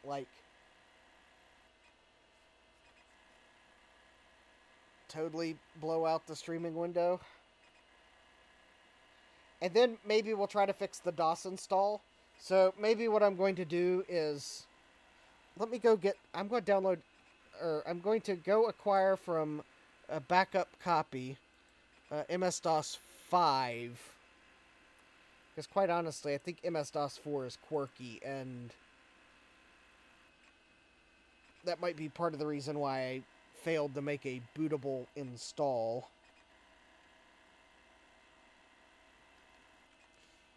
So maybe MS-DOS 5 might be a better pick for... I mean, everyone would just go to MS-DOS 6. I thought I would maybe try something different.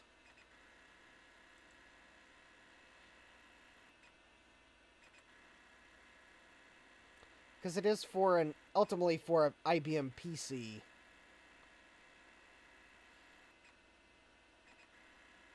MS-DOS 5 did introduce edit. That would be nice.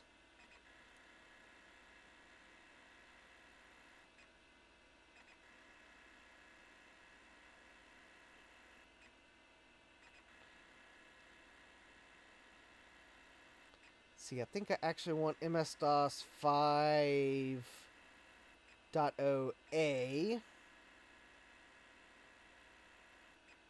Because it was a bug fix release. There we go.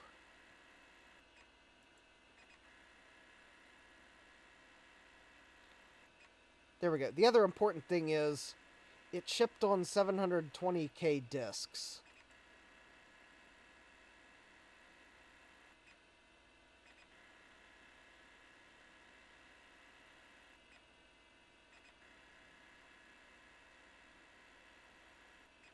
I do need that for booting on this XT.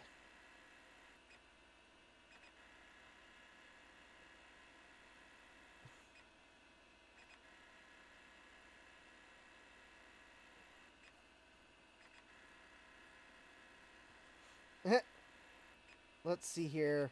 Mike says, Justin, maybe it's time to do a regrets panel show once a week with a few people. I just...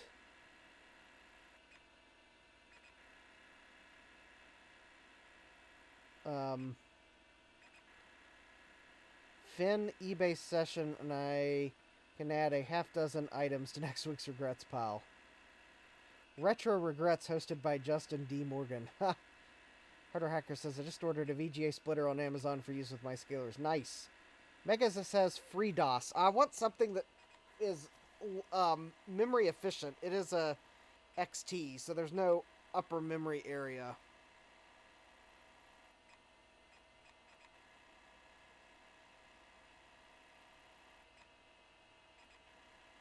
Alright. Are we even finding any... No, we're not finding anything.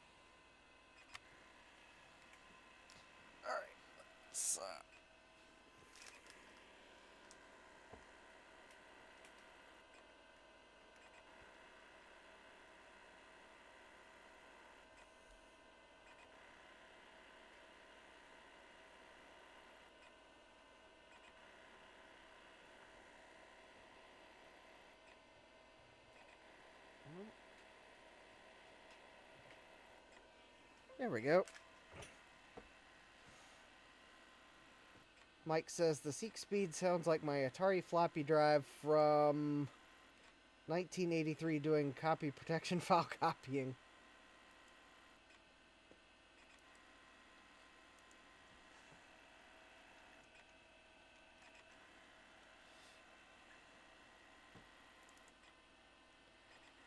I think basically what SpinRight's doing, and I think it's implied if we go to this screen here, is it's doing a maintenance read and then a pattern read. So it does a maintenance write and then a maintenance read and then a pattern read and probably a pattern write.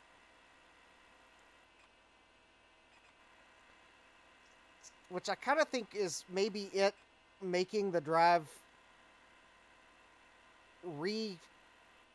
re-seek to the cylinder.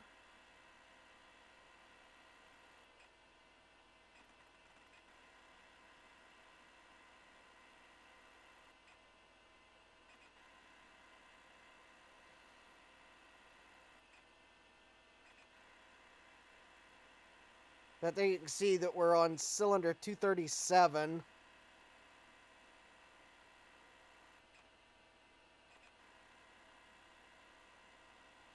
And we're going through the heads. But it looks like it's reseeking each head.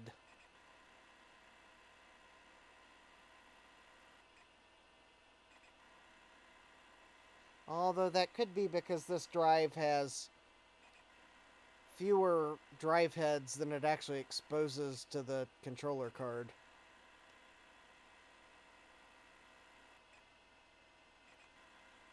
I didn't have an Atari in 1983, so I don't know what that sounds like, Mike.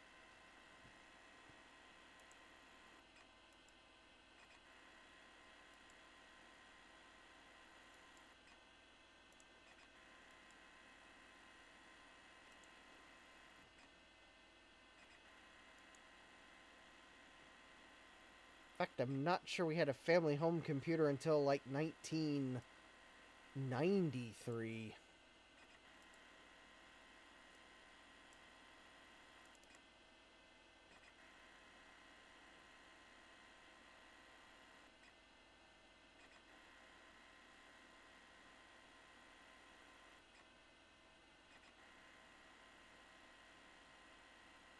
I haven't seen the AI video of Mr. Rogers. I don't want to, like, accidentally ruin my childhood by watching an AI Mr. Rogers.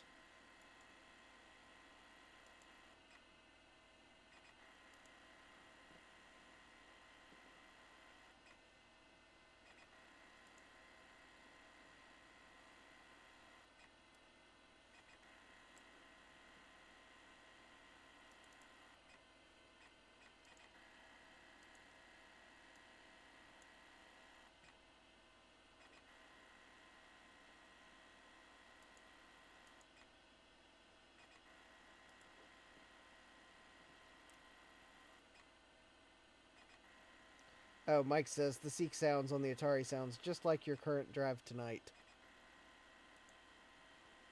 Alright, well.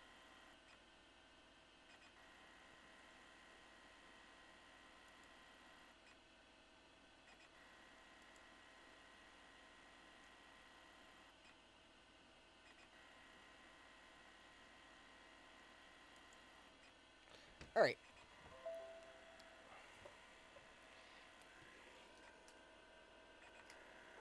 I now have MS-DOS 5 available for its installation attempt.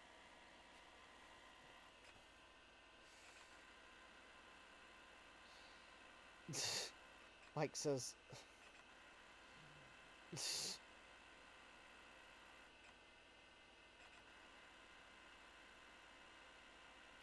Alright, I think we're going to, because this is now going to take even longer. Alright.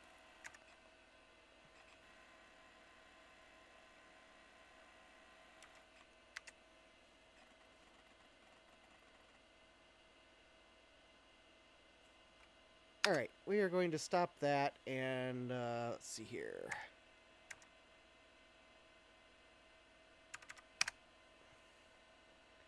Alright, and we're going to see if we can't get DOS booting on here.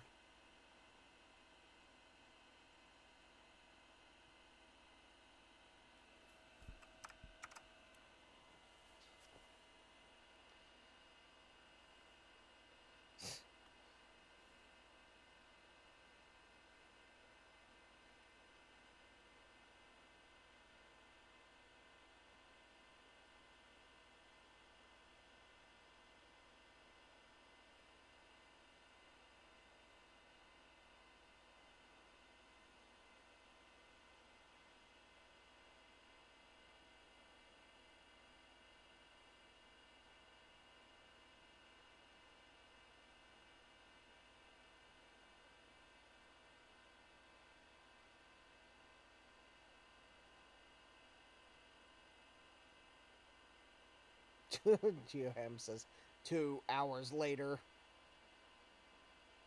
Oh, there we go.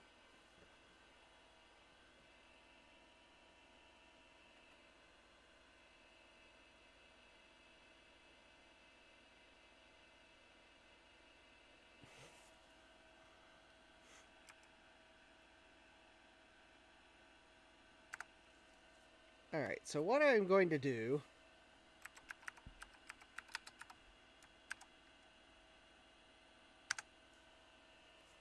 I'm going to go ahead and format the C drive, and then we will run setup with MS-DOS 5.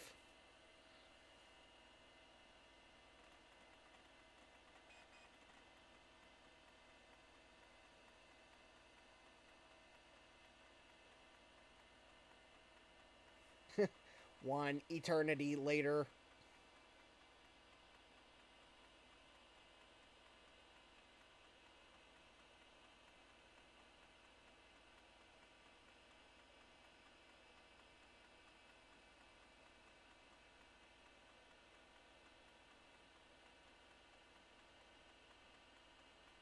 Mike says, this formatting reminds me to take a nap and come back later.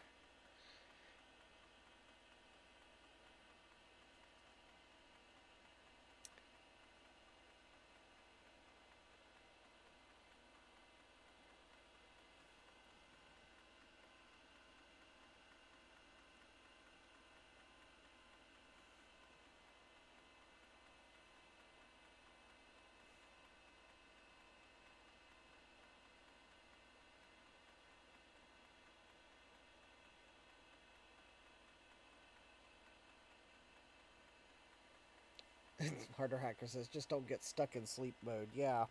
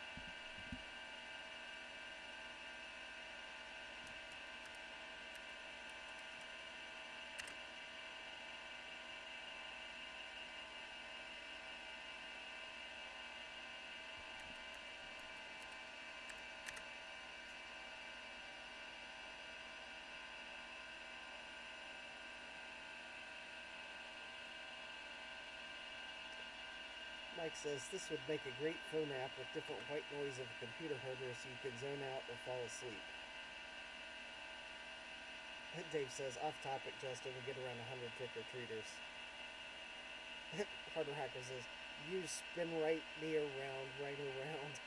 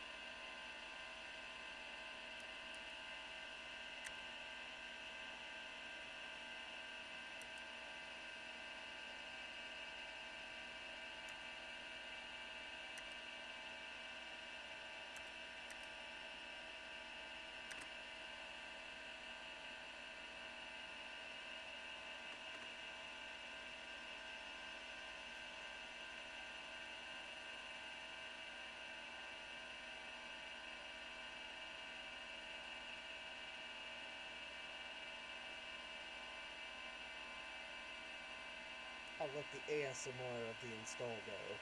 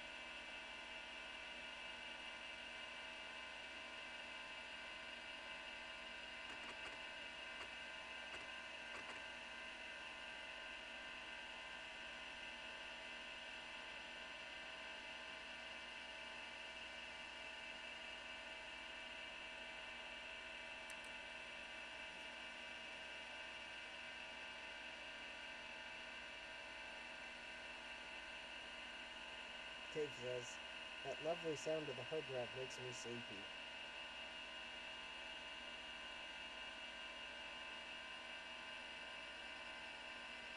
I should totally find a way to record some of these soothing old system sounds.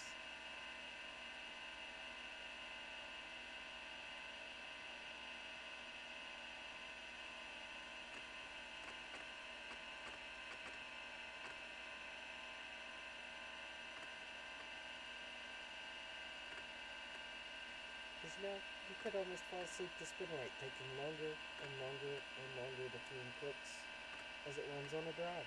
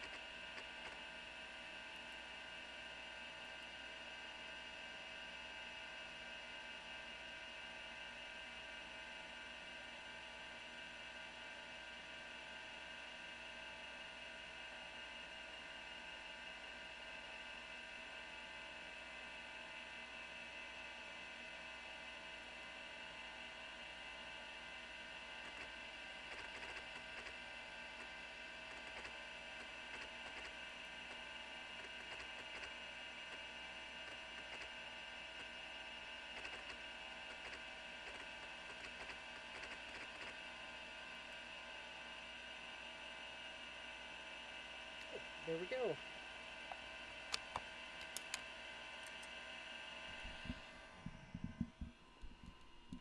All right. So, will it boot DOS?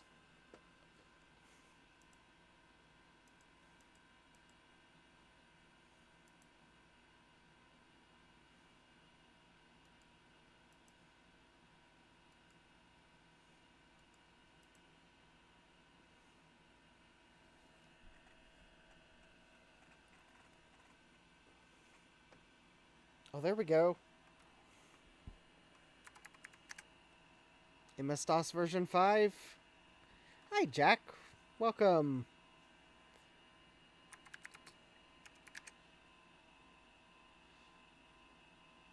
Yeah, we got, we booted DOS. I think that DOS 4 install was just weird. I think we have DOS shell. Yep, there we go. Yeah, well, it's a MiniScribe hard drive, so naturally the volume name had to be Brick. Jack says I'm always late on Tuesdays and Thursdays. Yep.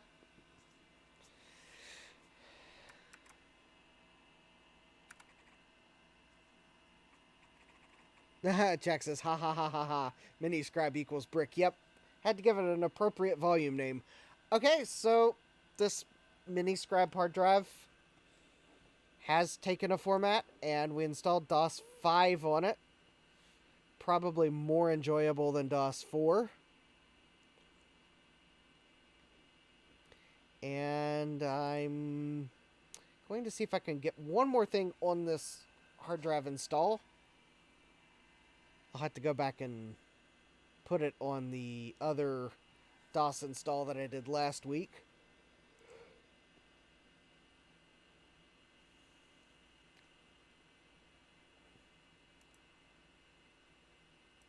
But this MiniScribe drive, as far as I can tell, does not automatically park.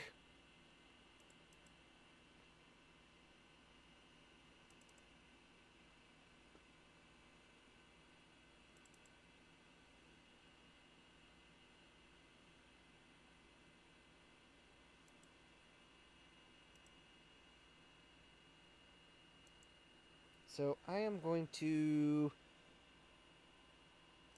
let me... Alright. Man, there we go. So let me create a disk image here real quick.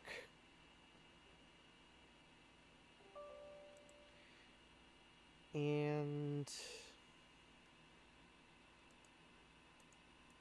I found a hard drive park utility. Alright, disk image, let's see, new image, 720K, inject a folder, downloads,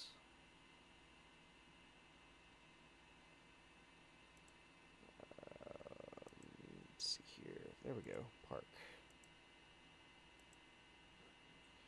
Alright, save as, image file, we're going to call this park. Alright, there we go. Stick my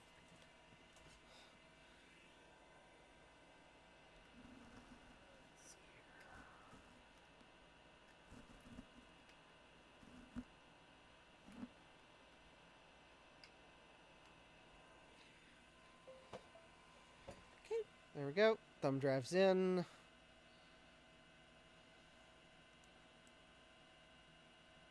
see here. Downloads.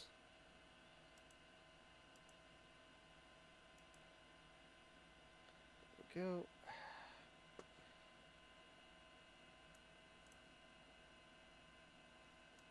Come on, Windows.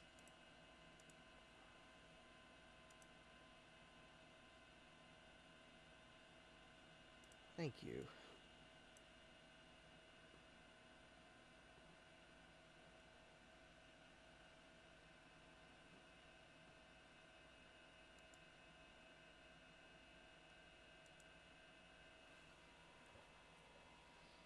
All right.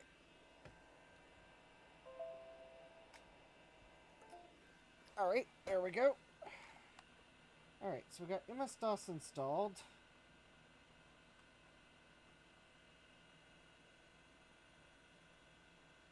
There we go. All right, let's see here. A drive.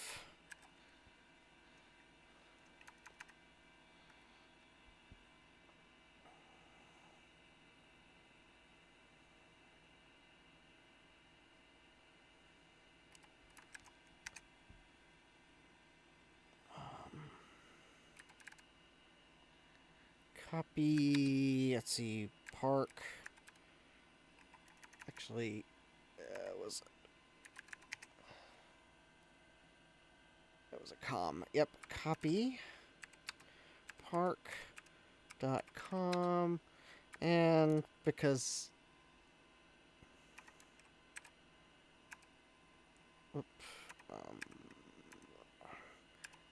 Remember using a German keyboard. And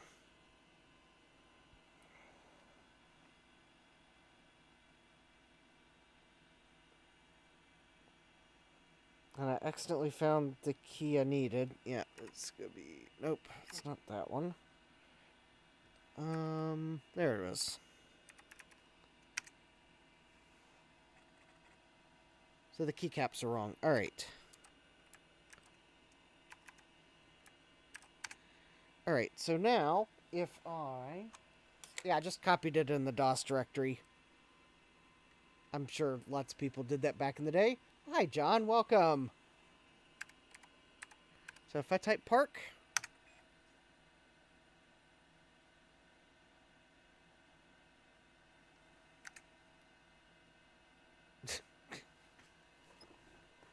hard drive versus hard drive. Yep. Yep, the low-level format worked. Alright.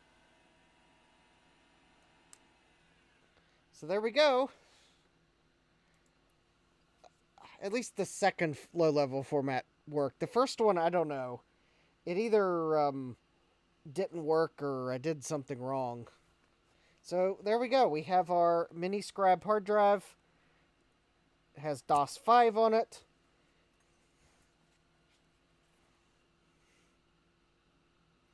And I was able to park the drive because I installed Park on it. So I know that I don't have to worry about the drive when I carry it. So there we go.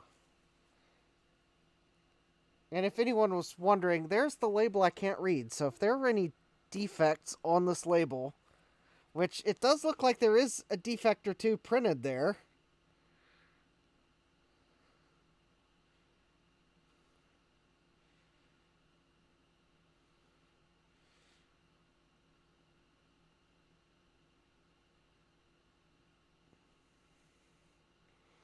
And I know we got spin right to at least one of them because it's on cylinder, or two of them, cylinder 77 and cylinder 166. But yeah, I was able to do a DOS format, and seemingly those defects aren't affecting it. So, yeah, I see three. I think I see three defects. So there's cylinder 77, head 0, byte 4990. Cylinder 166, head 1, byte 2451. And then cylinder 449, head 2, byte 970. So I think there's three defects.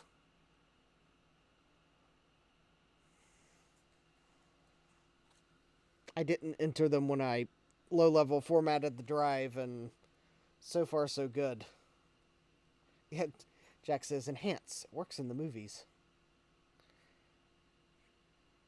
Eric says, I see it now, though there were 2 columns, not 3. Yeah.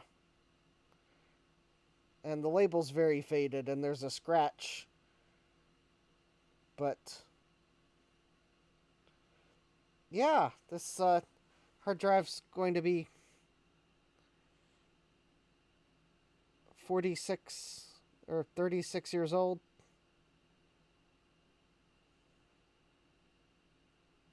Yeah, 36 years old real soon. Maybe if November 16th is one of my streaming nights, we'll have to put the IBM PC back together on its birthday. Alright, so let's go ahead and try this other drive here. And I'm going to set it for an interleave that I think will be appropriate for an AT. Jack says, lol. They put MiniScribe and quality on the same sticker. Stian says, 3 defects is well within its ability to remap even back then.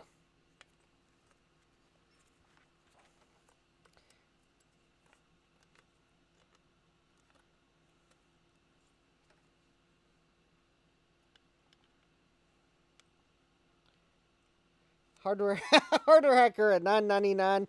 Super sticker Eep. Thank you, Hardware Hacker. The Laughing Fox. Obviously laughing at MiniScribe quality. Yes.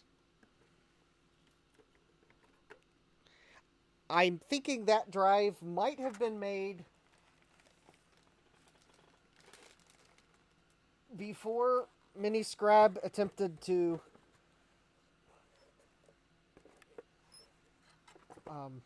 enhance their financials. I mean, cook the books by putting bricks in boxes and selling them to a subsidiary or whatever they did. Yeah, not,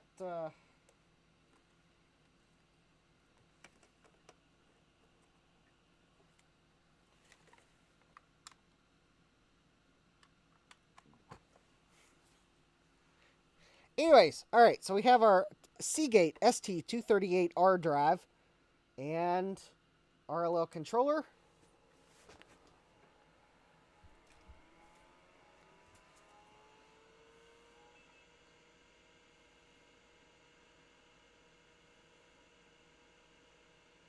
Yes, no telling where they got the bricks from. No telling what they did with the bricks once they recalled the lot of hard drives that were bricks.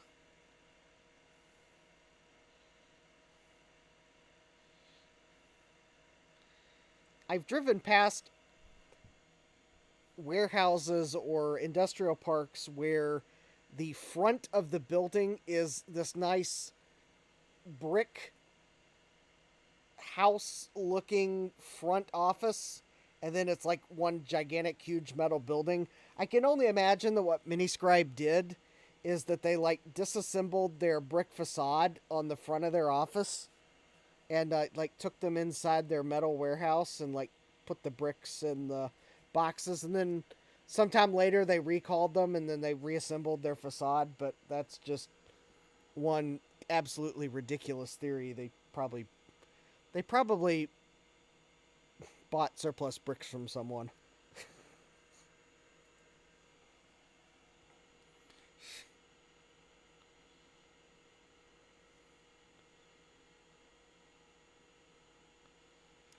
Oh, an error was detected.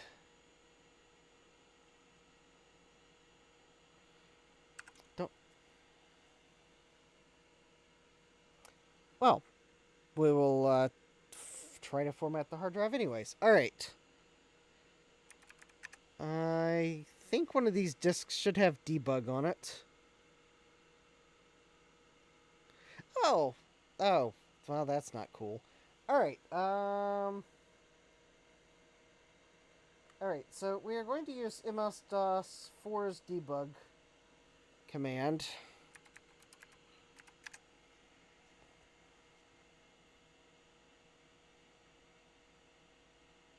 Incorrect DOS version. Fine. Alright, you drive a hard bargain. Alright, we will boot into... Oh, those are compressed files. So I'm booting into MS-DOS 4 because MS-DOS 4 doesn't compress all the DOS commands. So I can actually run debug from the DOS 4 install media because it's not compressed. I guess DOS 5, there was enough files, they compressed most of them. I think format and fdisk were still uncompressed, but yeah. So yeah, that underscore is denoting it's a compressed file. That would have been 8514.vid, I believe, which is the file, one of the files I think used by console.sys.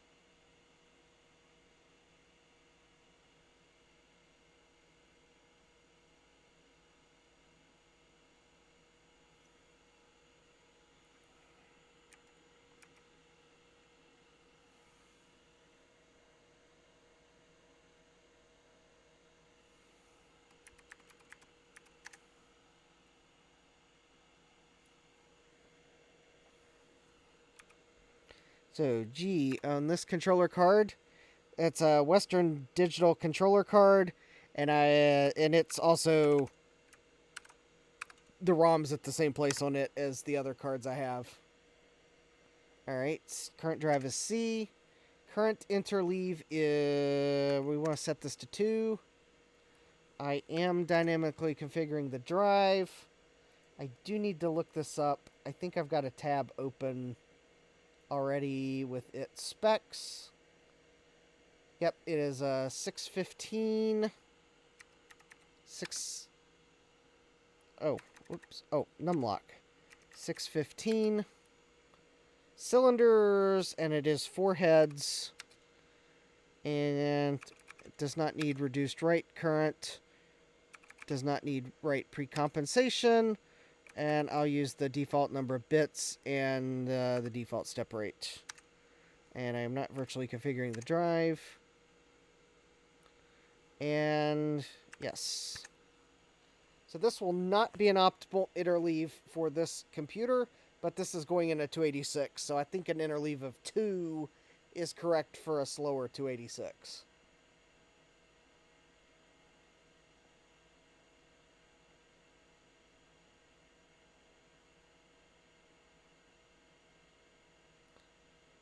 Oh, yes. So all of these MFM and RLL controller cards, or most of them, have a few drive types built into the ROM.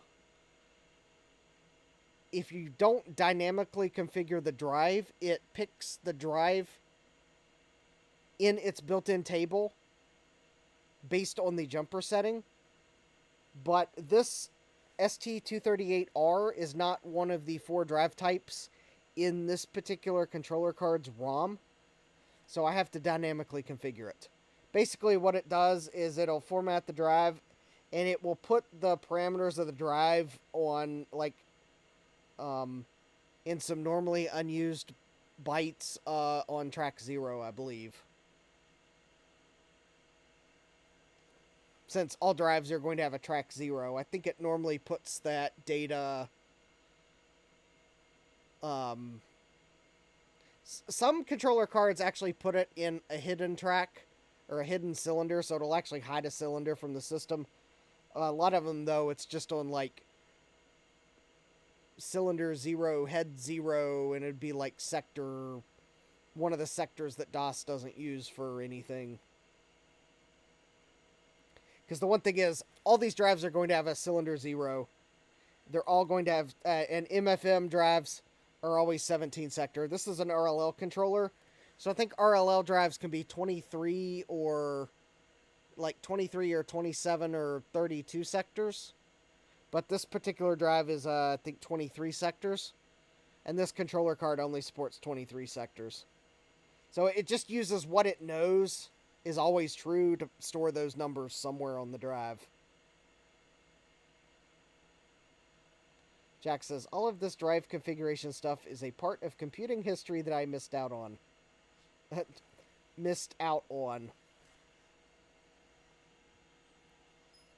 I mean, these drives haven't taken that long to low-level format.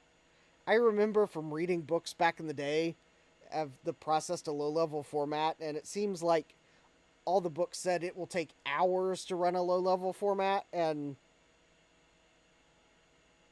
I've yet to see any of these drives take anywhere close to an hour to low-level format. Stian says, just my luck that Justin gets interested in the chat while I'm in the car. Jack says, air quotes implied, yes.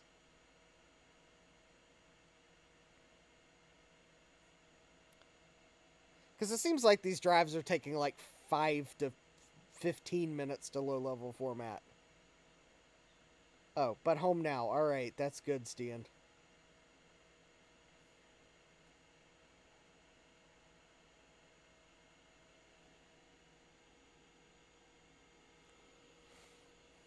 This drive is also quieter than some of the others. I would move the microphone closer to the drive, but I don't think that'd really help you hear the heads. I mean, we can still hear it rotate, but the heads are much more subdued, which has me believing that this Seagate drive may be using a voice coil. It might be new enough that it's a voice coil drive instead of a stepper motor driven head.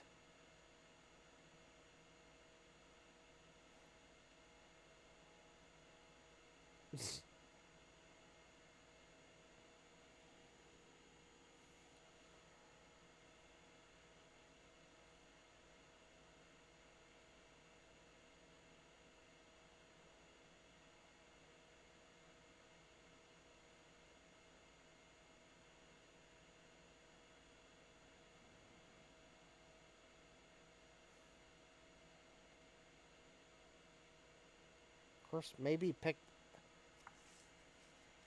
Oh, it should be about done.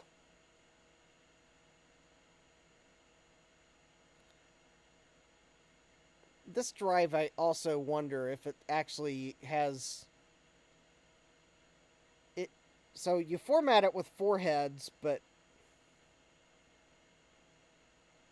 I'm kind of suspicious that it might only have 2 heads and it internally remaps things, but... Gutbum says, hot formatting, action, action, action. Jack's asking, what actually does the low-level format? I think I remember you saying these drives are dumb, so is it the card that has the low-level format code in its ROM? Yes. The low-level format code is in the ROM of the controller card. And I think what the low-level format is doing is it's laying down the cylinder, the data on the cylinder, to kind of map out where each sector is. So I know you gotta have data between sectors, and it's gotta number the sectors so that as the drive rotates, it knows what sector it's on and whatnot. I think it basically is just laying down the map of the track, so to speak. Because when DOS does its format, that's a high-level format, and it's just only going to write sector data, but that will have left nothing on the drive for the drive to be able to write data to a sector if there's nothing to internally tell the controller card, because the controller card is where all the smarts are. The drive is basically like a big fancy floppy drive. The controller card tells it to step its heads.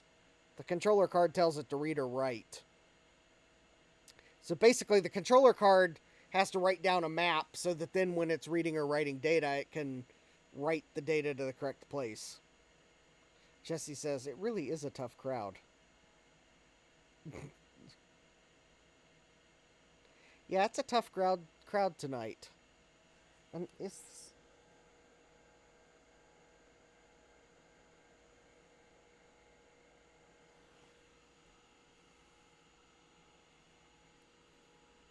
Jack says, I missed your joke. Did I miss a joke?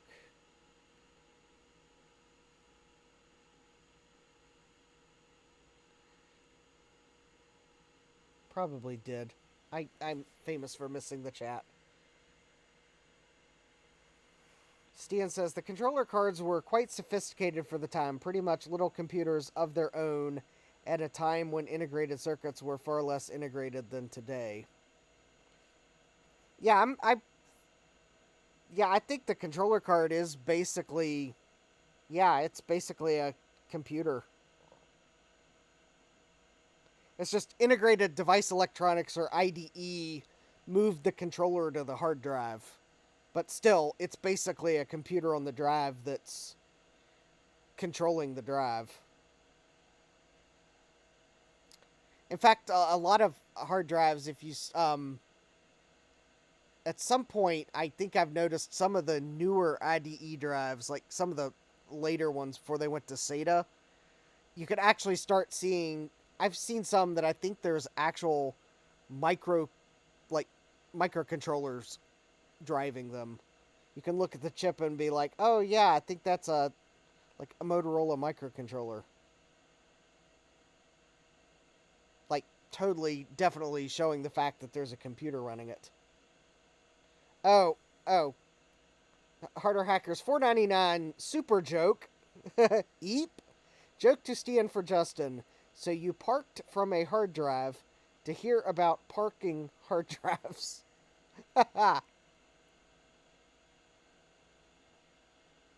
Good one.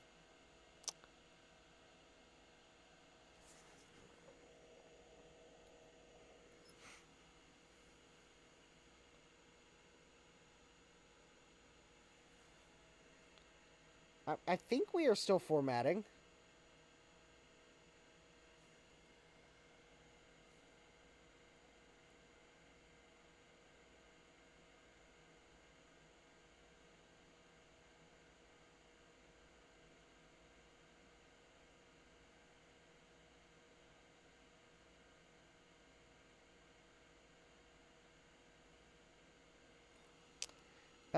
Stian's asking, any blinky lights on the blinky brick?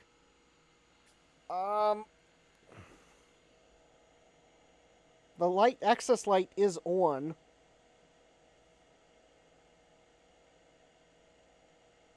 It's not really blinking.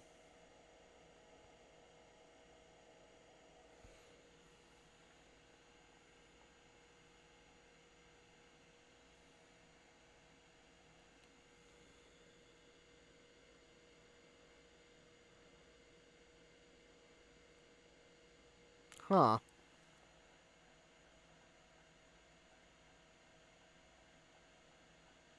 Stian says, then you're probably still formatting. It can blink so fast that it looks solid. It can also lock up and be on solid.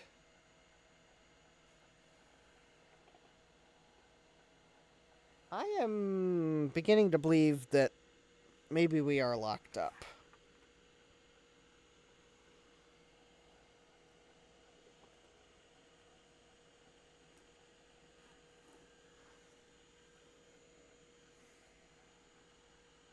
Alright, I'm going to...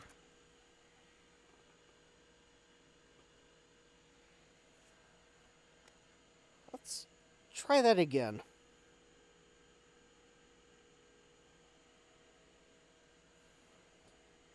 Maybe I misconfigured something.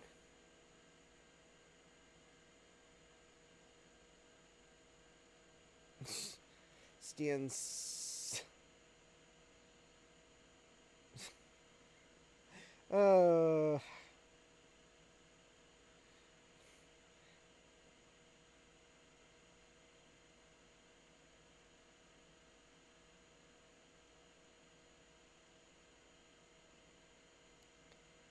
Jack's asking, or saying, maybe you typed in one of those numbers wrong.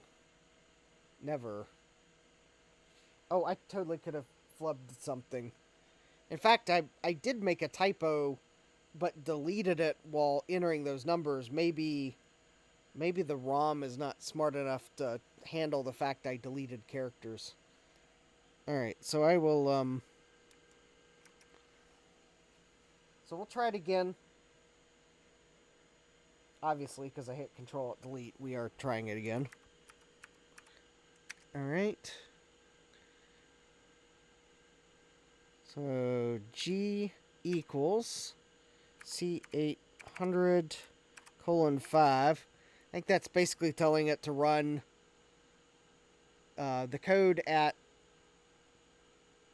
C800 and offset 5.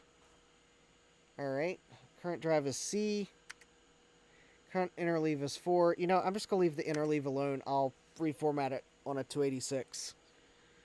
Am I dynamically configuring the drive? Yes. Alright. So it is 615, 4, 616, 616, 11, and 5. So it should be 1, 2, 3, 4, 5, 6 values. 1, 2, 3, 4, 5, 6. Yep. Am I... that's a no. And a yes.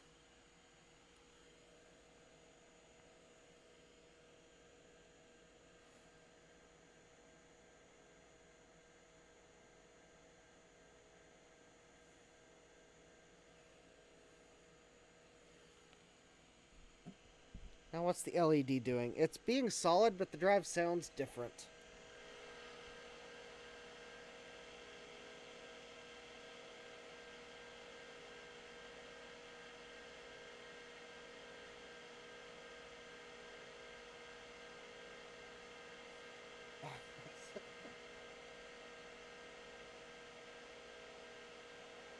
Yeah, Jack said that maybe you could try to configure it with 6 delete 5 number of cylinders because he couldn't figure out or couldn't remember the control code for delete right offhand. Yeah.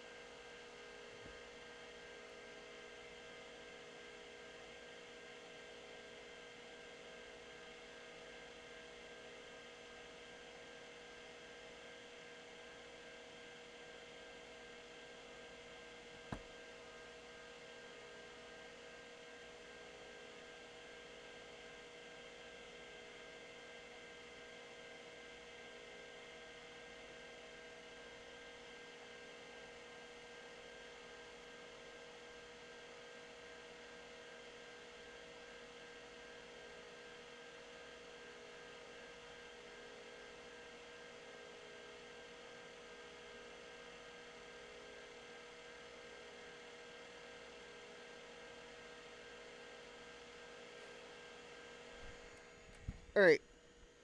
We'll leave it alone for...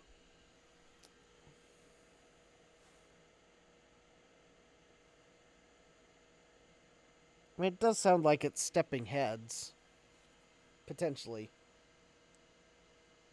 GeoHam says 3 hours later. I think this drive should only take like 5 to 10 minutes to low-level format. It is possible that setting the wrong interleave makes the low-level format take longer. I kind of thought that it might write down the entire cylinder at once using the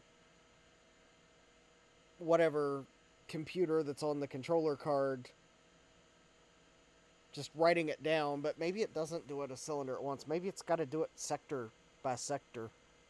Setting the wrong interleave just makes it take too many rotations. So I may have to re-low level format this on the 286. Or let SpinRite finish one. Alright, we'll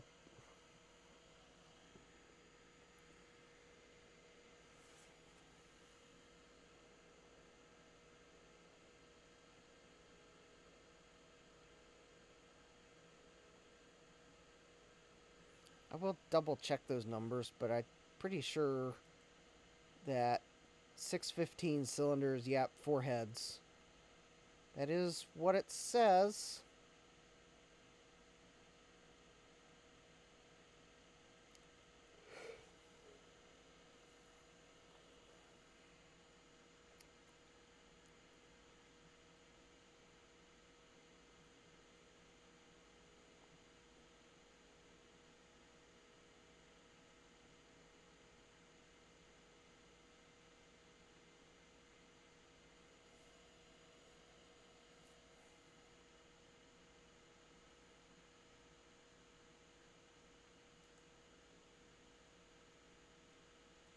Jack says, I wonder what the command protocol looks like between the controller and the drive.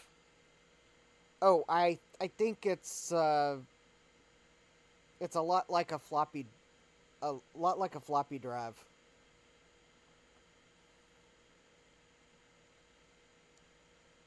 I think it literally tells it to step the heads. And I think it probably has some bits for head select. And then I think it basically is going to have to probably then start reading to wait for it to get to the correct sector, and if you're trying to read the sector, then continue reading until it's read the sector, and if it's writing, then it probably has to switch to write mode after the drive's rotated to the correct position. It's a very low level command protocol. I think, as Joe put it, it's pretty much like a floppy drive on steroids, because there's usually more than two heads.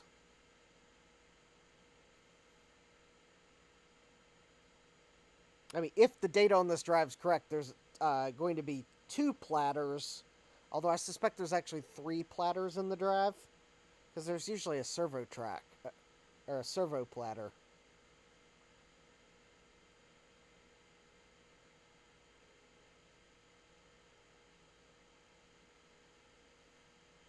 Usually.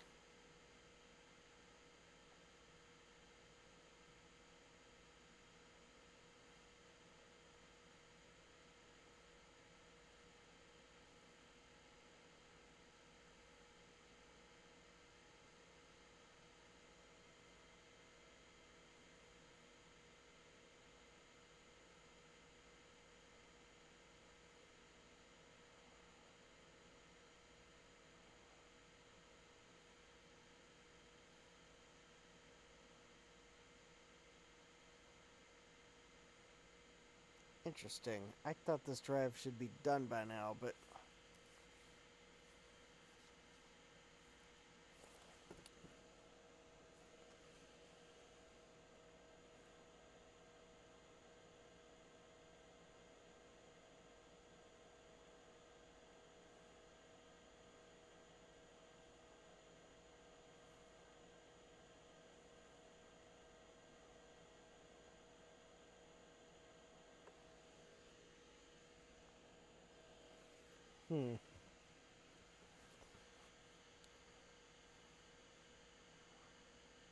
Well, we'll give it another couple minutes.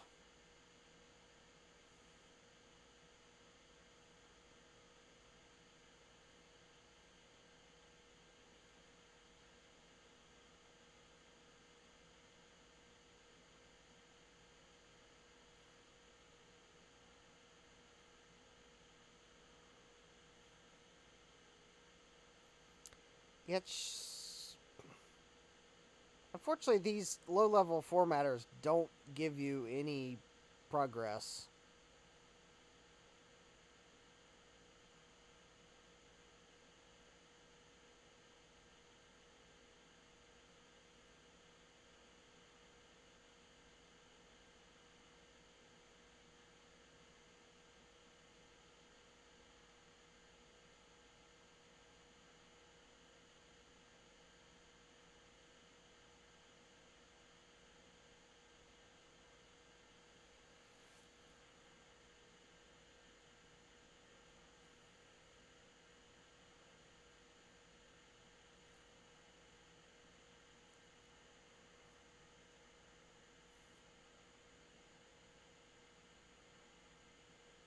Hey, user interfaces were still evolving. Now, there is one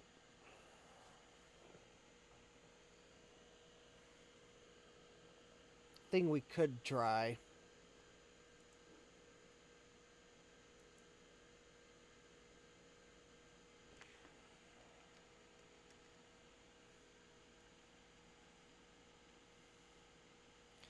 If I can find it.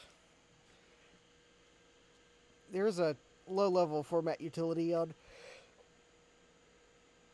-0 degrees.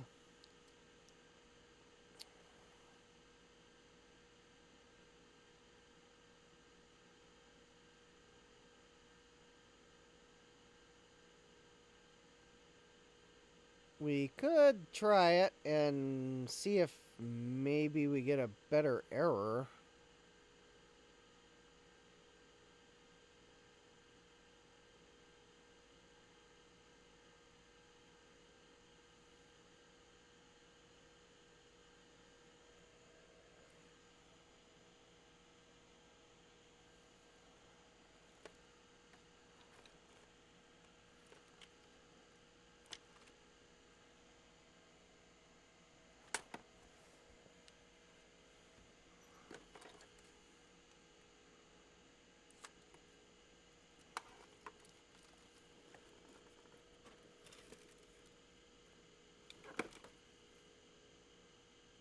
Oh yeah, that's the correct cable. All right.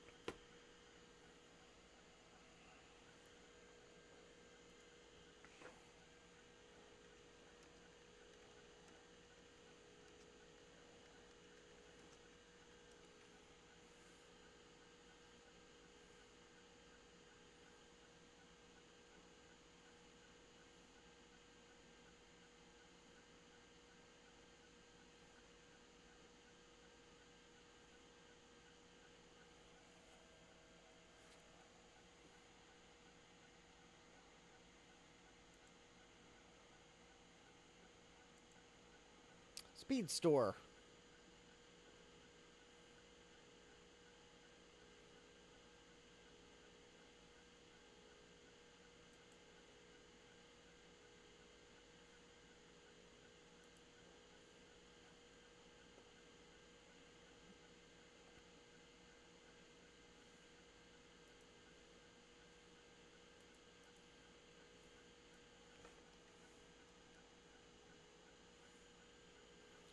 All right.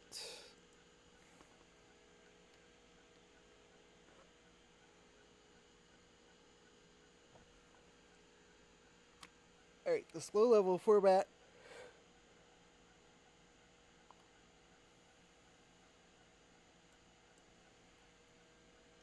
has, as long as it takes me to put speed store on a floppy disk image to finish, because I think it's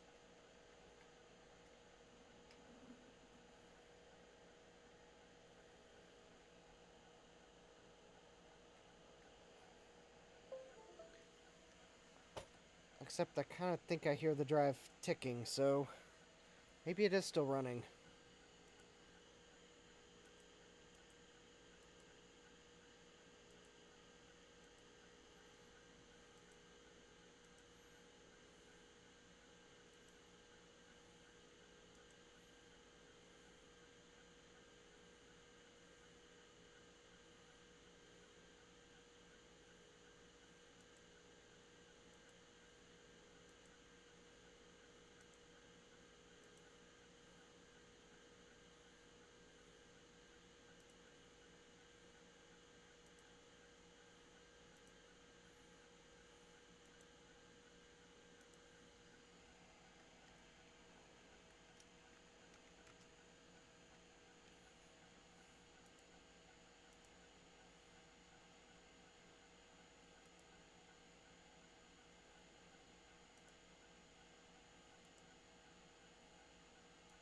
All right.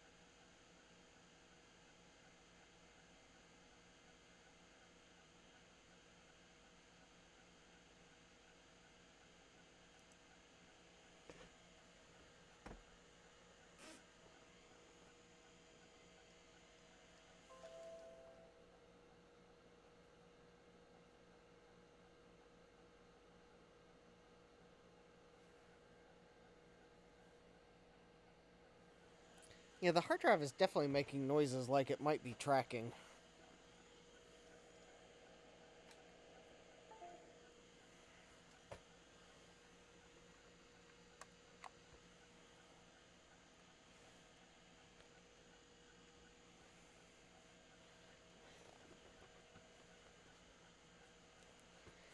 Jack says, what's that famous Ken Thompson quote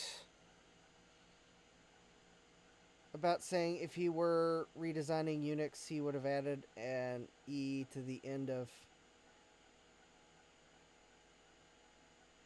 Crete? Sounds like an alarm, wind-up alarm clock, says Hardware Hacker. Oh, that's not your ceiling fan. Nope, there's no ceiling fans down here.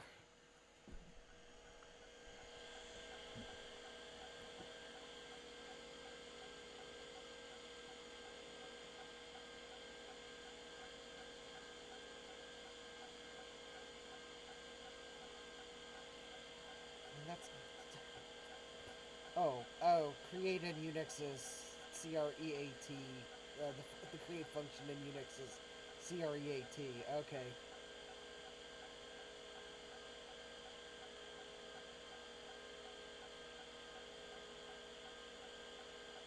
Oh, the system call to make a new file.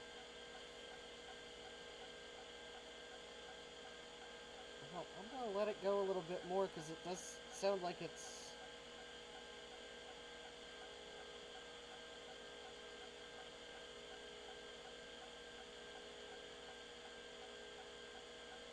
Jack says, presumably there was a pound define on lots of platforms to make it create.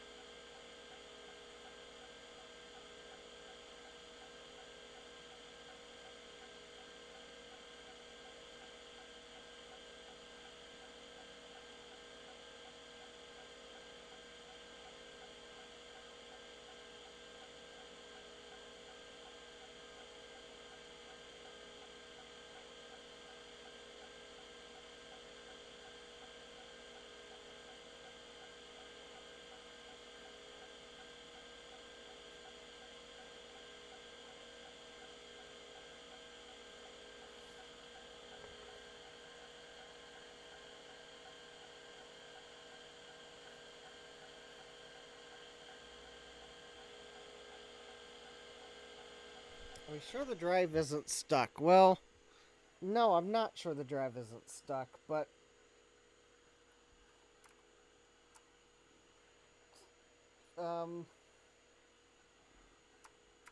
confession time. I actually did manage to low-level format this drive on Dave's stream. But if you'll note, when I plugged this drive in and booted DOS to setup, it gave an error that there was no C drive, so something might have happened to this drive between Sunday and today.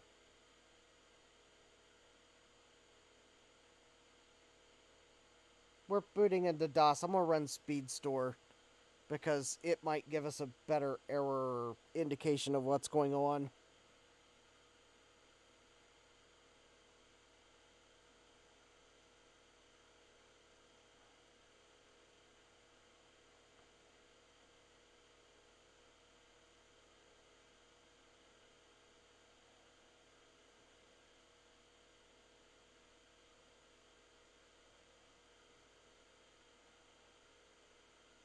I mean, it is entirely possible that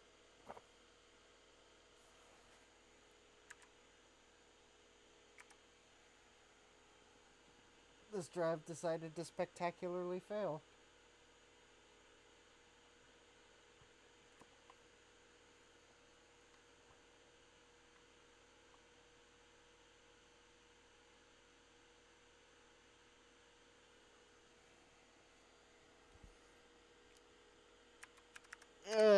Actually,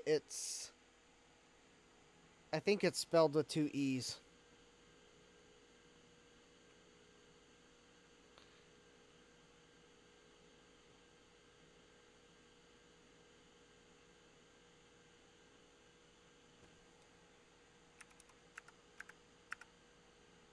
Speedstor.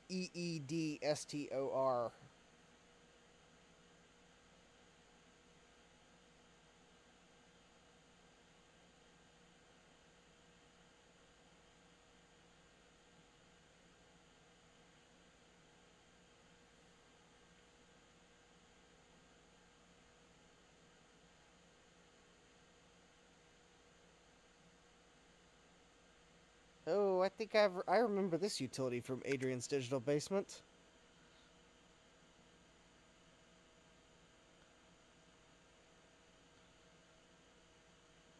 Oh, that's not...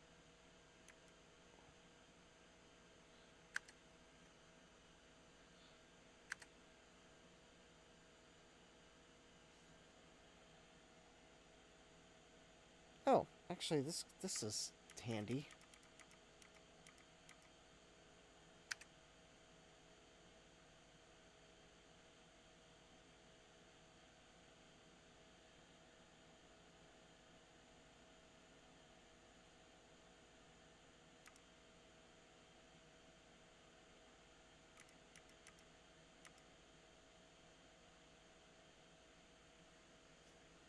Oh, the drive actually does have pre-compensation.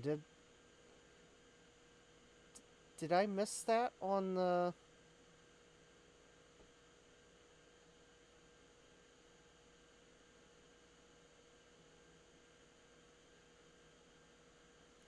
ST238R? Well, the datasheet I'm looking at with the specs does not say there's pre-compensation. Maybe that's one of the problems.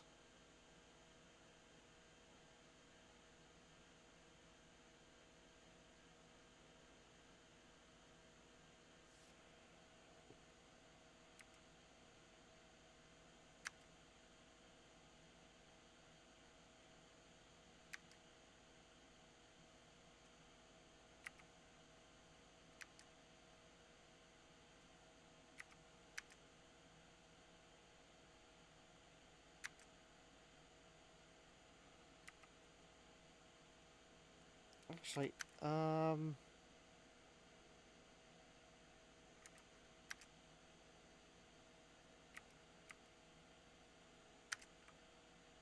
it is bothering me that it...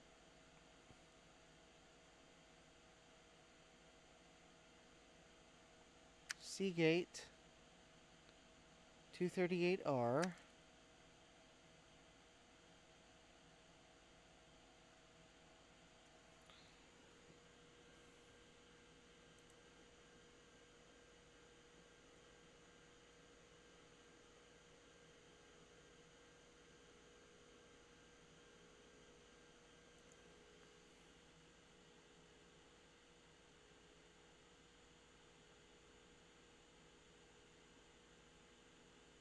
Oh, wait a minute.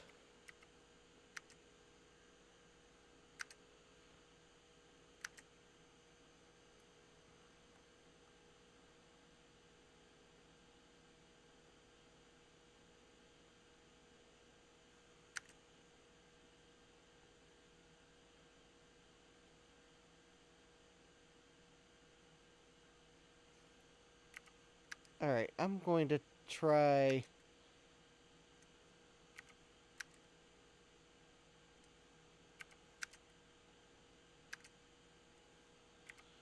Even though the cylinders is wrong.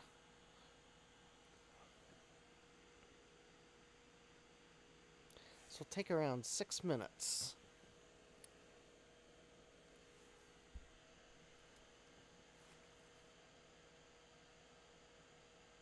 Of course, the number of sectors is also wrong, so I'm going to presume that's a translation thing, now that I've looked at it. Alright, let's see if this gives us a... I have no idea what POD fix is or any of the other options. I didn't read the manual before trying to run this.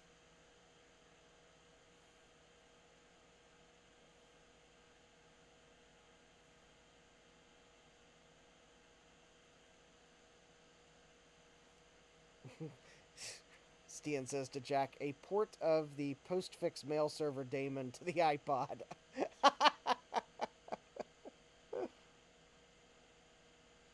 Wait, this isn't r/wrong answers only? Ah.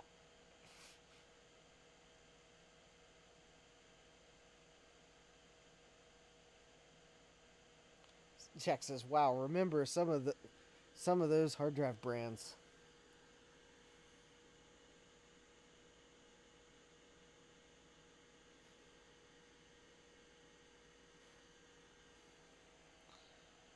I am...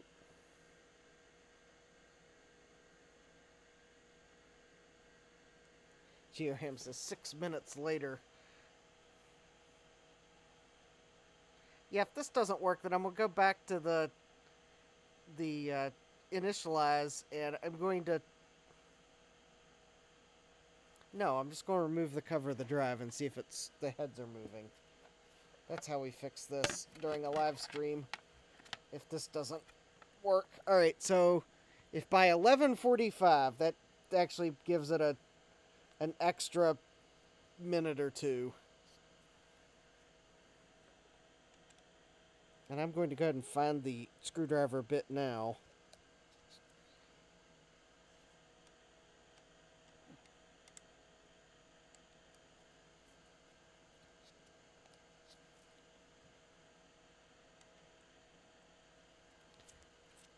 I don't know what percussive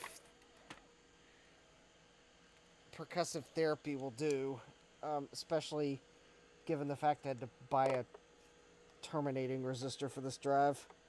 I guess I'll go ahead and start cracking the screws.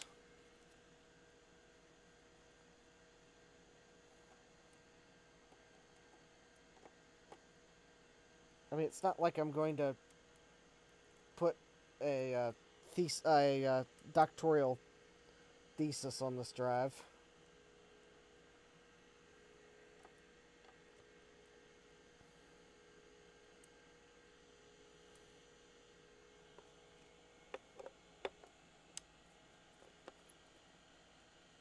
There are only 4 screws holding the top one, and none of them are covered by warranty stickers that I can tell.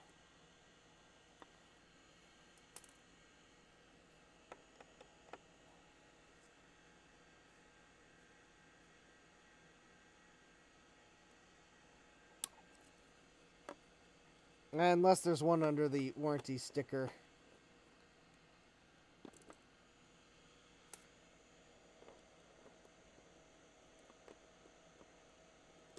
Well, the thing is, I was able to low-level format this drive during Dave's stream. Because I wasn't sure if the controller card was working. And I thought I got it to low-level format.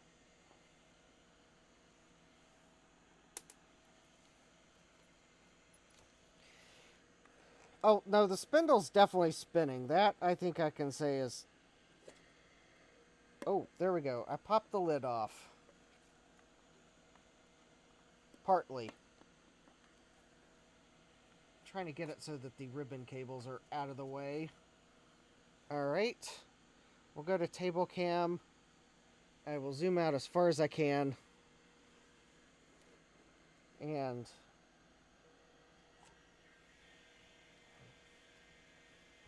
there we go. That is, so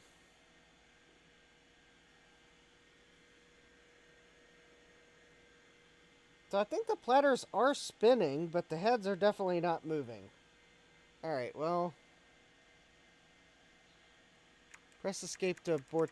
Well, alright. Let's try this. Actually, is that platter moving? Oh, well, there's one way to find out. Oh, yeah, it's definitely spinning.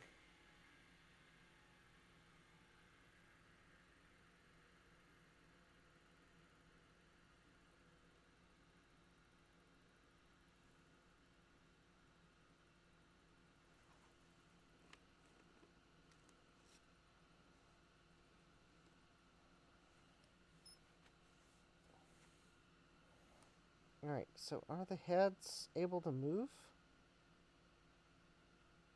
Yes, the heads...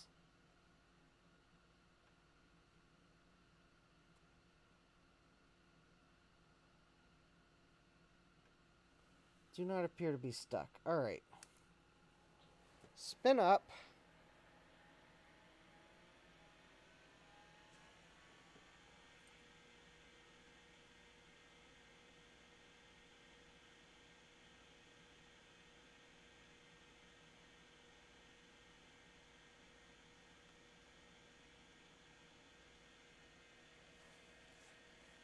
Okay, it is...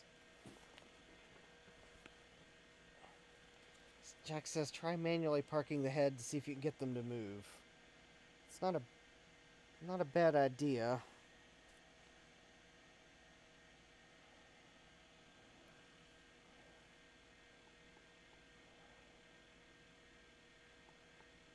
Oh. It does look like there's 2 platters and 4 heads in this drive, so it must not have a dedicated servo track. But it is definitely a stepper motor, which you can't see because I can't zoom the camera out far enough. I just didn't want to manually move them too far because I didn't want to risk the platter.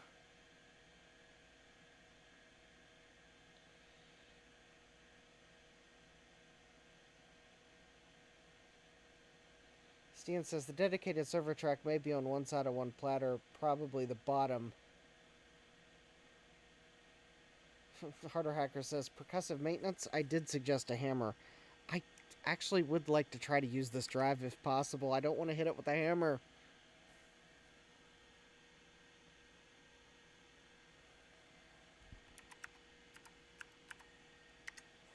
Night, Dave.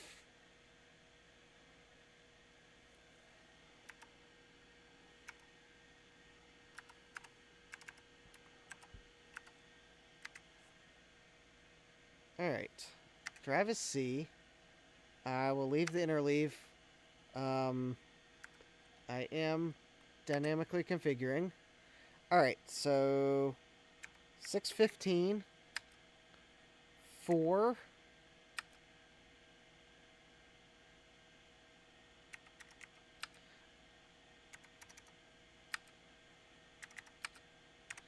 I'm going to presume SpeedStore knows something, and I will actually give it the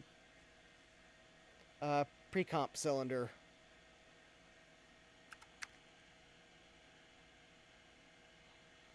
Alright.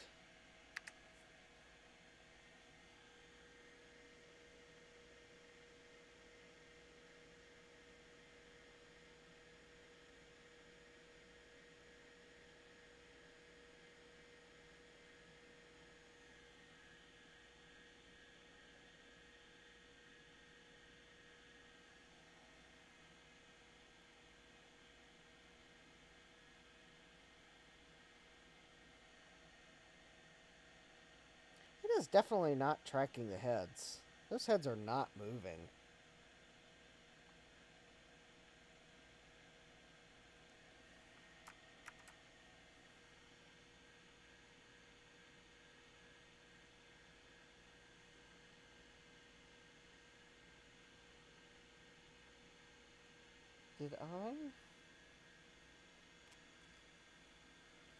Did I fall for the oldest trick in the book? No, that is the cable.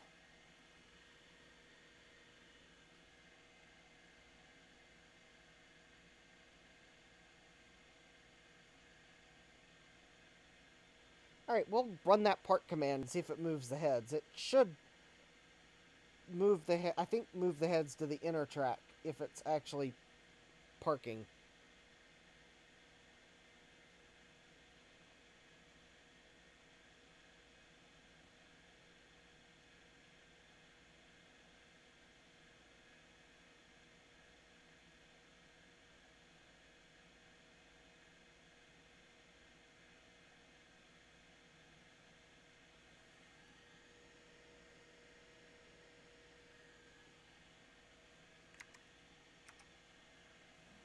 Alright.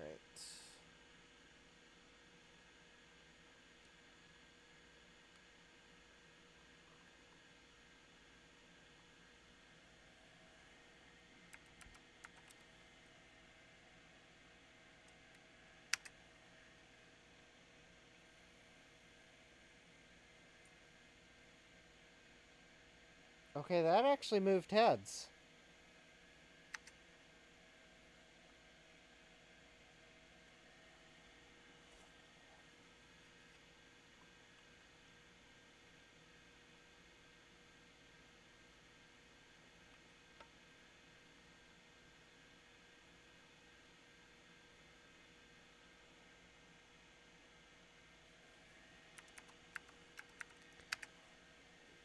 Alright.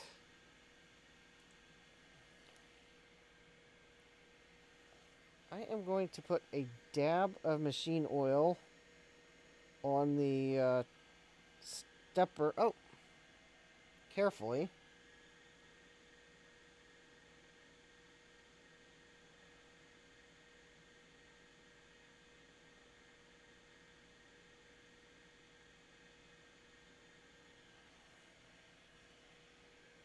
In case the stepper is actually...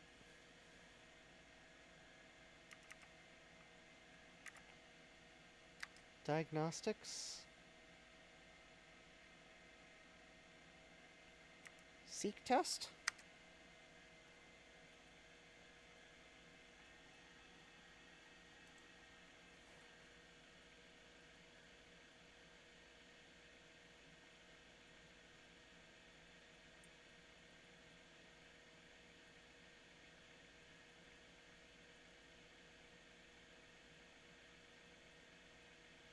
It's running a seek test.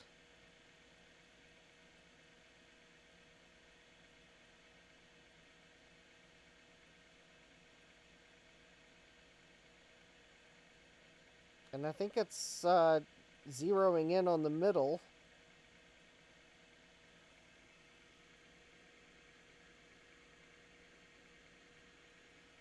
Also, if anyone's wondering, there is enough air blowing off of these cylinders. I'm not really concerned about dust.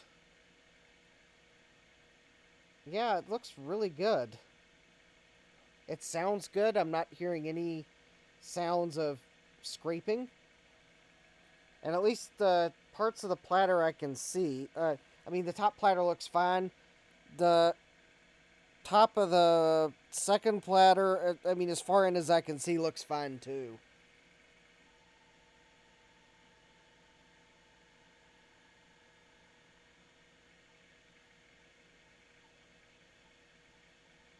Just don't sneeze, yeah.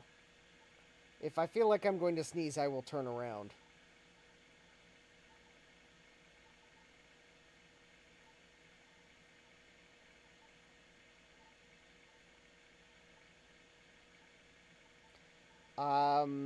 Stian says, I'm assuming the platters looking like they're at a standstill is just a streaming artifact. Yes, because I can definitely tell you the platters are moving. I can feel the air coming off the platter on the side of my arm right here. And I can tell that they're moving. I think if I zoomed in and could shield the light from the top, it would be more apparent that they're spinning on camera. Yeah, it sounds very healthy.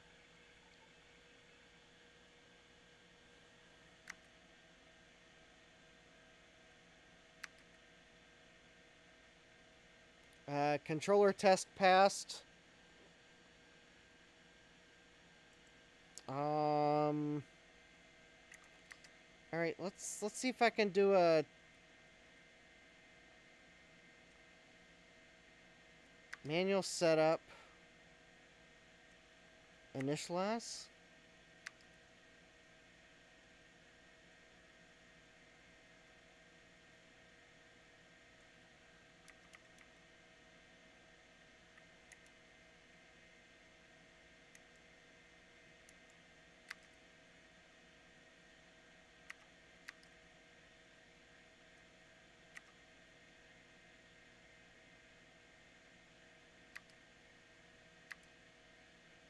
Actually, I'd better set the drive type first.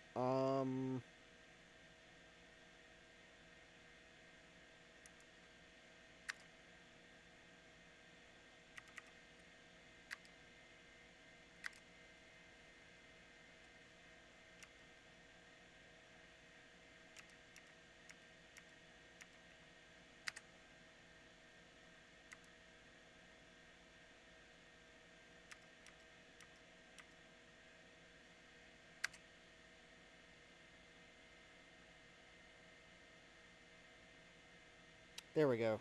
So at least it now knows the drive type. Standard init. Yes, I want to proceed. There's no defects listed on this drive. We'll use 3.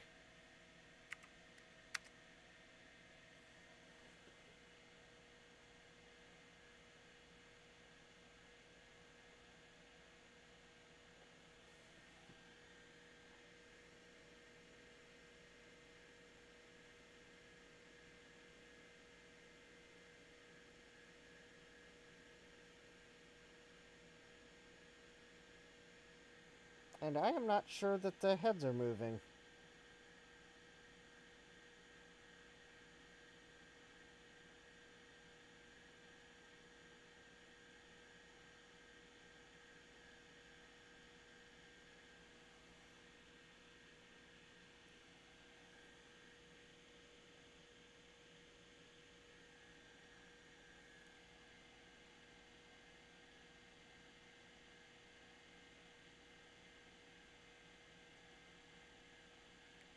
Oh, Jack says, I could see them spinning when you powered down, and the RPMs became low enough that the camera could pick it up.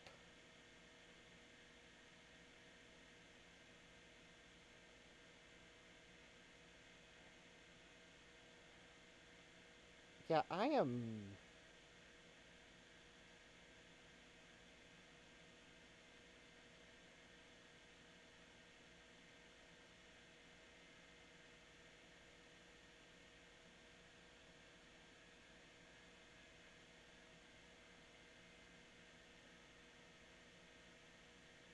Yeah, the heads are not moving.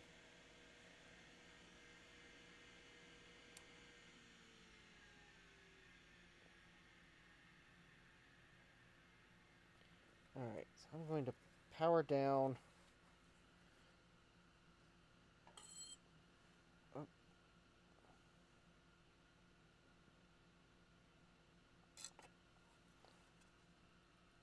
I will wait for the cylinder to finish spinning before I put the lid on, because apparently I cannot put the lid on. Alright. I'm going to reseat the controller card.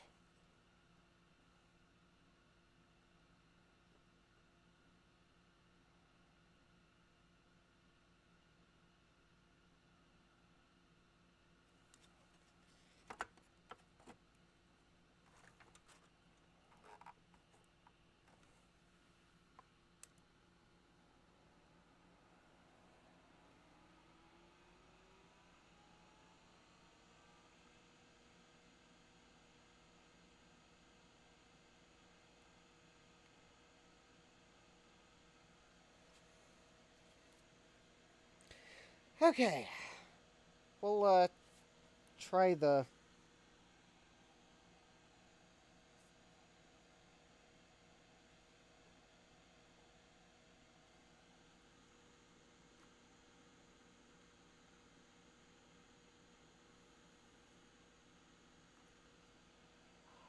Unless I got a bad cable.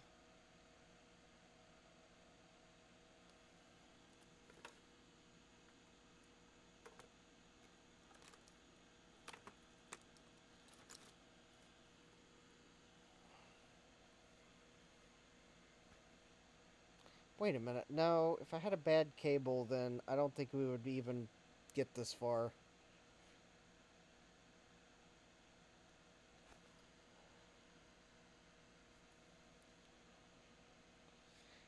Alright, we will try the debug method one more time, and if that doesn't work, I may have to declare the drive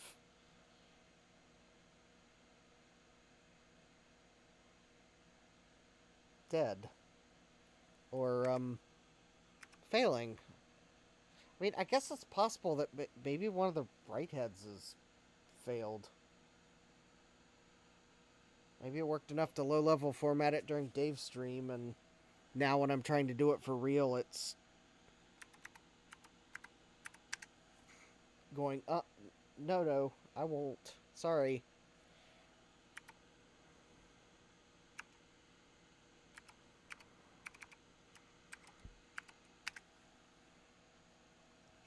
So current drive C. I'll leave the interleave as 4. Dynamic configure yes. Alright, so it's 615, 4.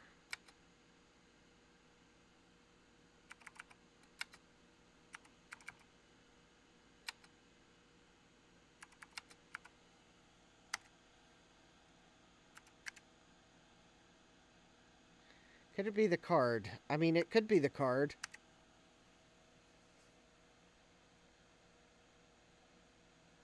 But I only have one RLL card at the moment, so... Thomas says cables were a common problem, too. Well, these are the same cables I used Sunday. After realizing I had a cable that didn't have a twist in it.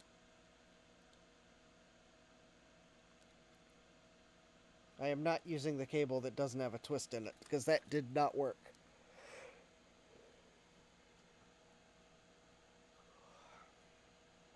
I don't think the heads are moving.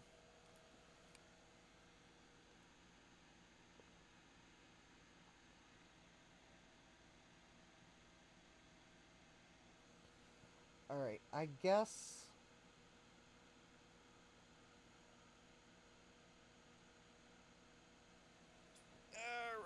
Alright, I guess I can go grab the set of cables that I know work for sure.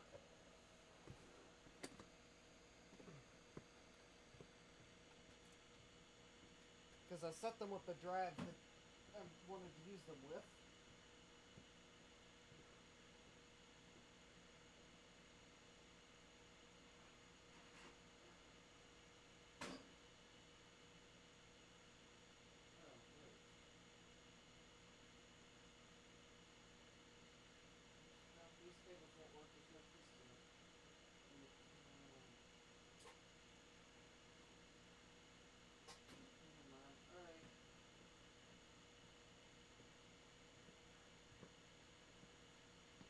Actually, the cables I have set aside are ones that have no twist in them, so those aren't going to work. Let me find a cable in this box that's got a twist in it that's not a floppy cable. That may take me a moment.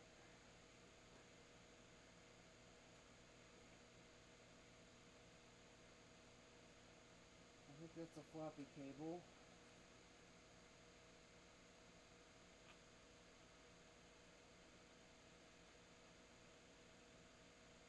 Yeah, that's a floppy cable. Alright. That's a floppy cable.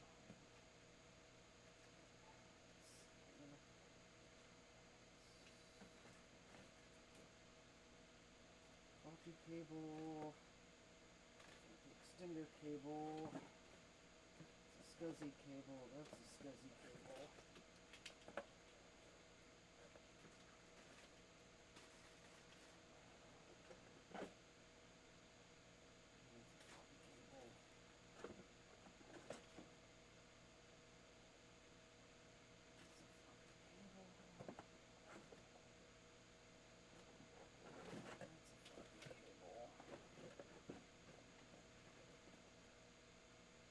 SCSI cables. Do I have a box here? There's a SCSI cable. It's a floppy cable.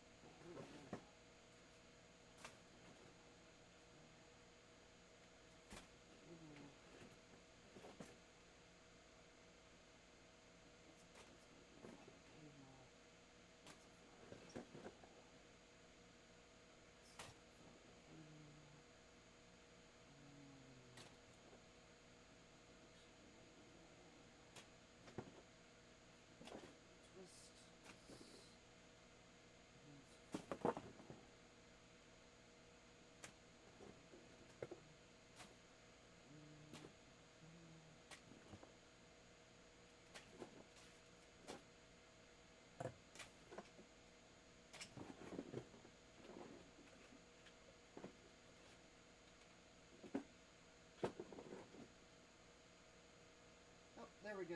There's an MFM cable.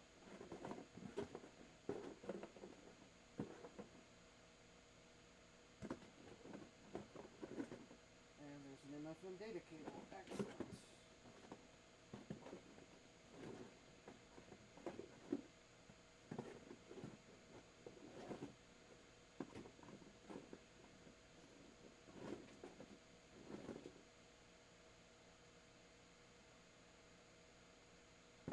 Alright. I have one spare set of cables we will try because this is not working. Alright, so if you're wondering how in the world I'm able to tell an MFM cable and a floppy cable apart so quickly, it has to do with where the twist is.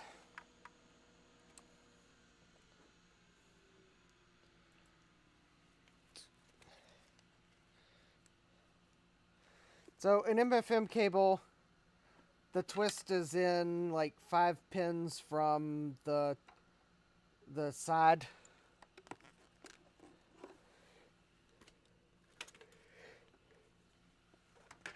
You kind of eyeball it. The twist is in just about as far as the twist is wide. So here's a floppy cable. And the twist is in further. So that's how I know it's an MFM cable. I only have this one set of untested spare cables, so I may or may not, but I may have a potential, an incoming potential regret that's another RLL controller card.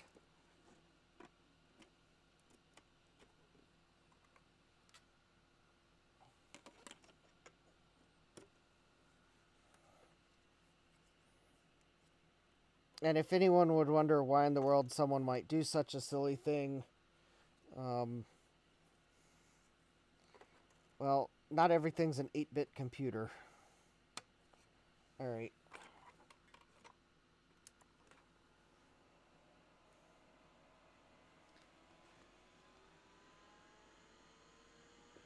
Oh. Stian's asking, where do I get a second Quadra 700? Ideally one without Bizarro bus. eBay, the place where I buy the things I later regret, but I'm pretty sure every Quadra 700 on eBay is a regret in one way or another.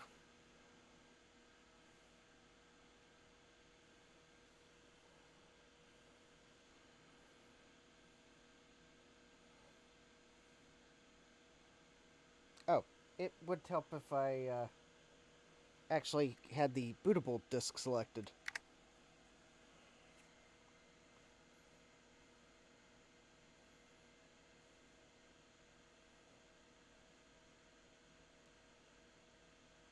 Hardware Hacker says, you mean blue RLL, that thing.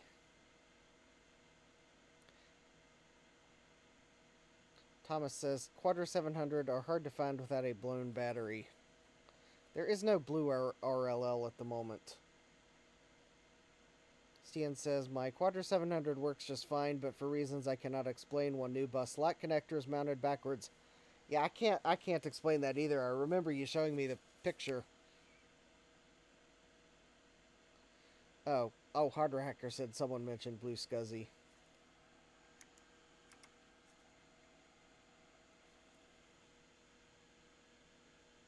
Jack says, one of my Quadra 700s was overclocked, which I have since undone, but that was not a factory problem. Well, my Quadra 700 only exists as a logic board.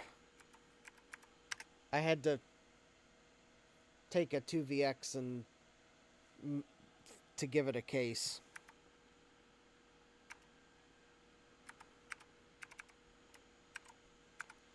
I guess that also means that if someone were ever looking for computers to steal from my basement, they're probably not going to find the Quadra 700.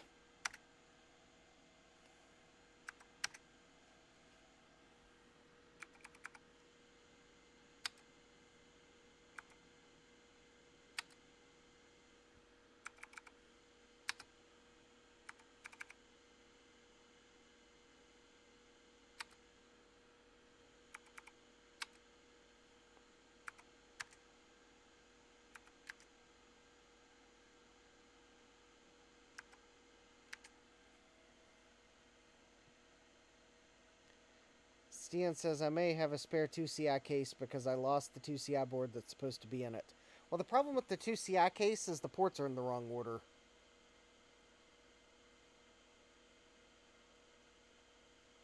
Because I have a spare 2CI case. Garth sent it to me. The ports are in the wrong order. You have to actually cut plastic.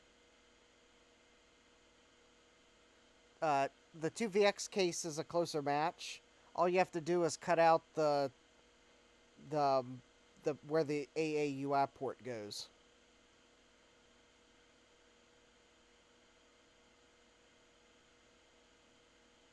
I think Thomas is sending I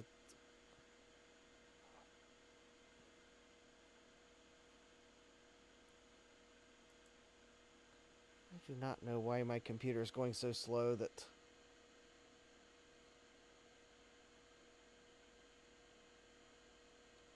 oh, the SA1000 adapter for MFM emulation.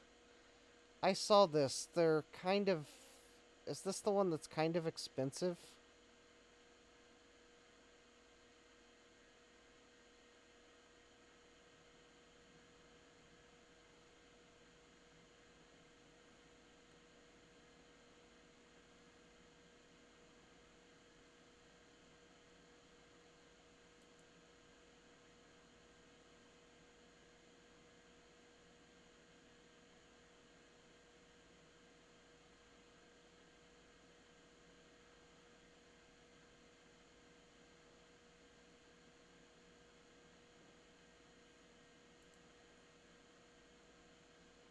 Besides, I'm not going to put an MFM drive in a computer that's solid state. I'll just use an IDE drive.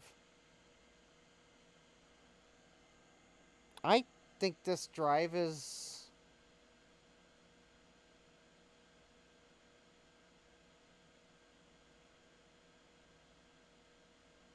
I think this drive is no longer working.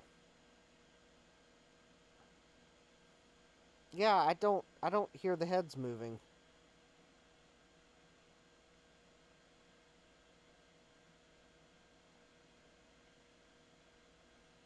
So either the drive or the controller, and I don't have a way to...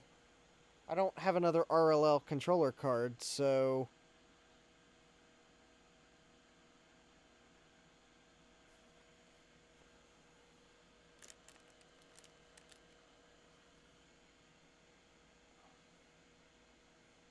But the only thing I could think of is connect it to an MFM controller and...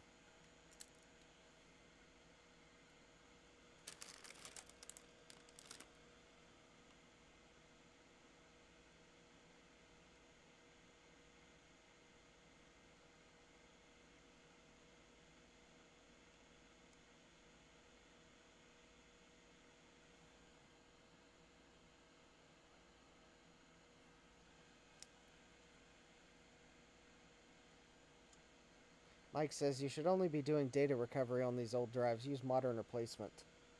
I am in team. I like spinning Rust. It's not like I'm doing important computing on them, so...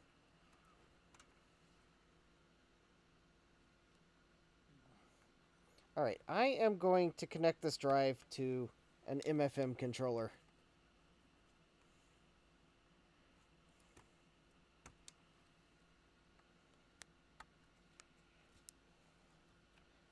Not because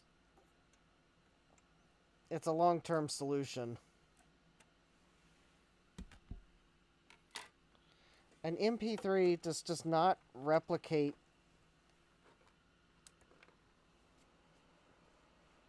a proper spinning drive. Alright, don't worry, we're gonna draw it to a close here, like, really, really soon, because I have to work in the morning, too.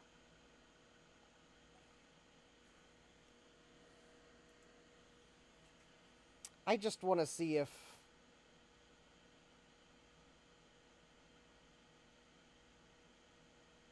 Is the problem the controller card? Oh, alright, we got a 1701 error on this controller card. Alright, well that's... Oh, probably because I connected the data cable to the wrong pins. Alright.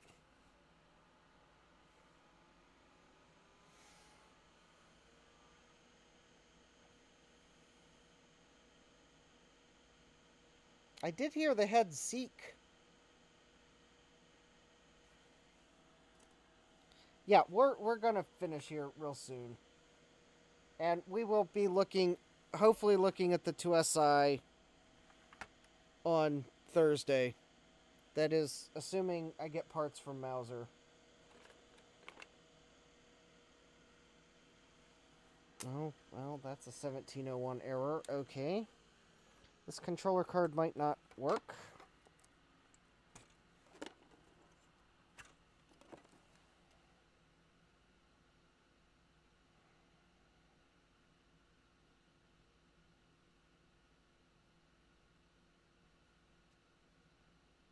No, this controller card does work. Alright,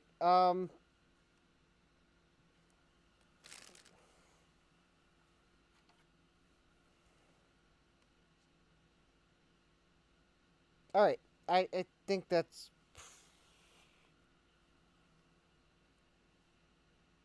Yeah, I'm pretty sure that was my working, No, this... Never mind. This controller card...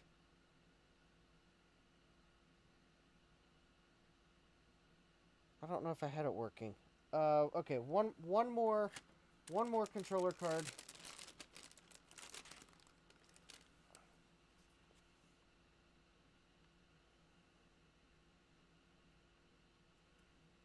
No. I don't know that that's really going to... I just want to...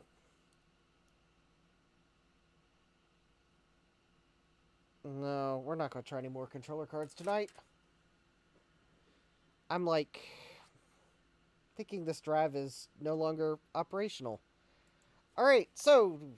the MiniScribe hard drive. We were able to low-level format it, install DOS, and it works, at least for now. Yeah, not even one more. And then the Seagate drive, which I'm pretty sure I got the low-level format on Dave's stream, just as a test. But, the drive is no longer functional. So, yeah, I guess it's going to go in my pile of parts, because...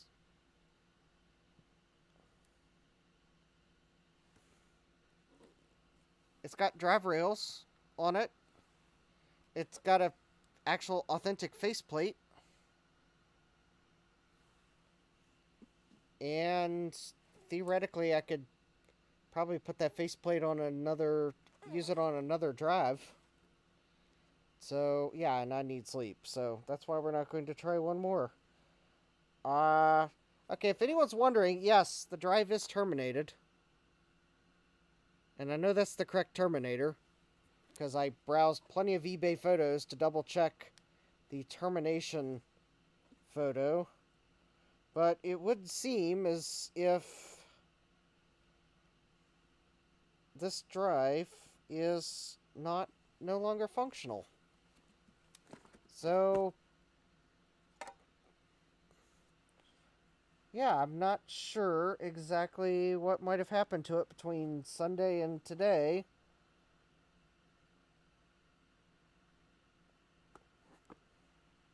I don't see any physical damage on it.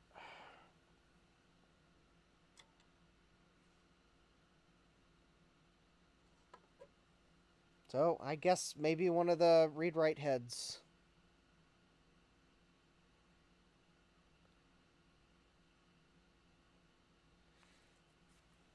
One of the... Is the head... I don't... the heads are moving, so it's not the head actuator. I don't know if it's 5 volts or 12 volts.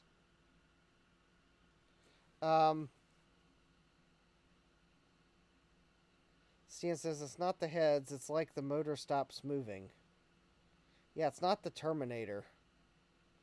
Well, I mean, when the drive powers up, you can see the drive heads move a little bit. I was able to get SpeedStore to run a seek test, and the heads moved. But the heads do not move during a low-level format. And it's past midnight. Of course I missed your joke. That's a sign I need to stop the stream and go to bed for work tomorrow. Also, I've misplaced my good screwdriver, so I can't even put the screws back on this drive. Not that that's necessarily going to make it magically start working anytime soon, but... Oh. There's where I put my screwdriver. Obviously, when I misplace my screwdriver in my overalls, it's time for bed.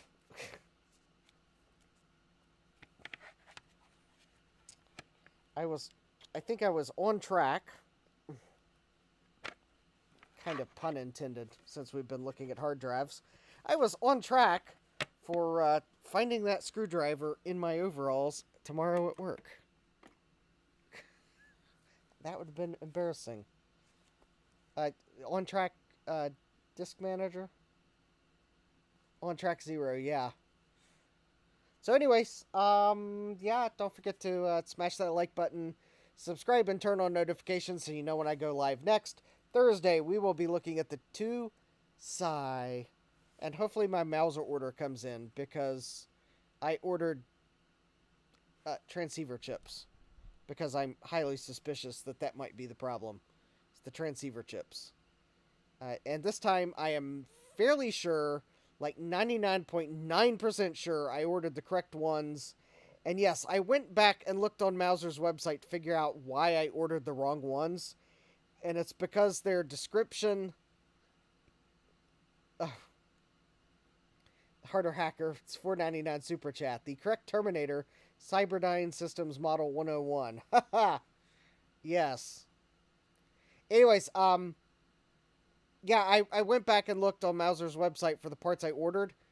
I see how I made the mistake. It's because their website said they were SOSC chips. But if you go to the datasheet and look the actual part number up, then, yeah, they were actually what I received. So, yeah, error in the datasheet, and something's going up with my computer. Because I'm dropping frames, and not only am I dropping frames, I'm actually seeing it in my webcam, so something is definitely up. So anyways, I'd better draw the stream to a close before it just abruptly ends anyways. So anyways, don't forget to smash that like button, subscribe and turn on notifications so you know when I go live next. I can't talk quickly and not run over my own words. Thursday we're looking at the 2SI, 9 p.m. Eastern. And, yeah, yeah, with that, hope you all have a great rest of your day. Thanks for joining, hanging out, being cool in the chat, asking the silly questions like Stian is now, is my modern computer trying to format the drive? It could be. And hope to see you all here next time. Take care, and God bless. Computerized Start is brought to you by my awesome patrons on Patreon, and by your tips and memberships on Ko-fi. These and other channel supporters make my live streams possible. You too can become a channel supporter with tiers starting at just $1. Don't forget to smash that like button. And if you've liked what you've seen, subscribe and turn on notifications so that you don't miss the next video or live stream. And as always, thank you for all your support. I hope to see you next time. And until then, take care.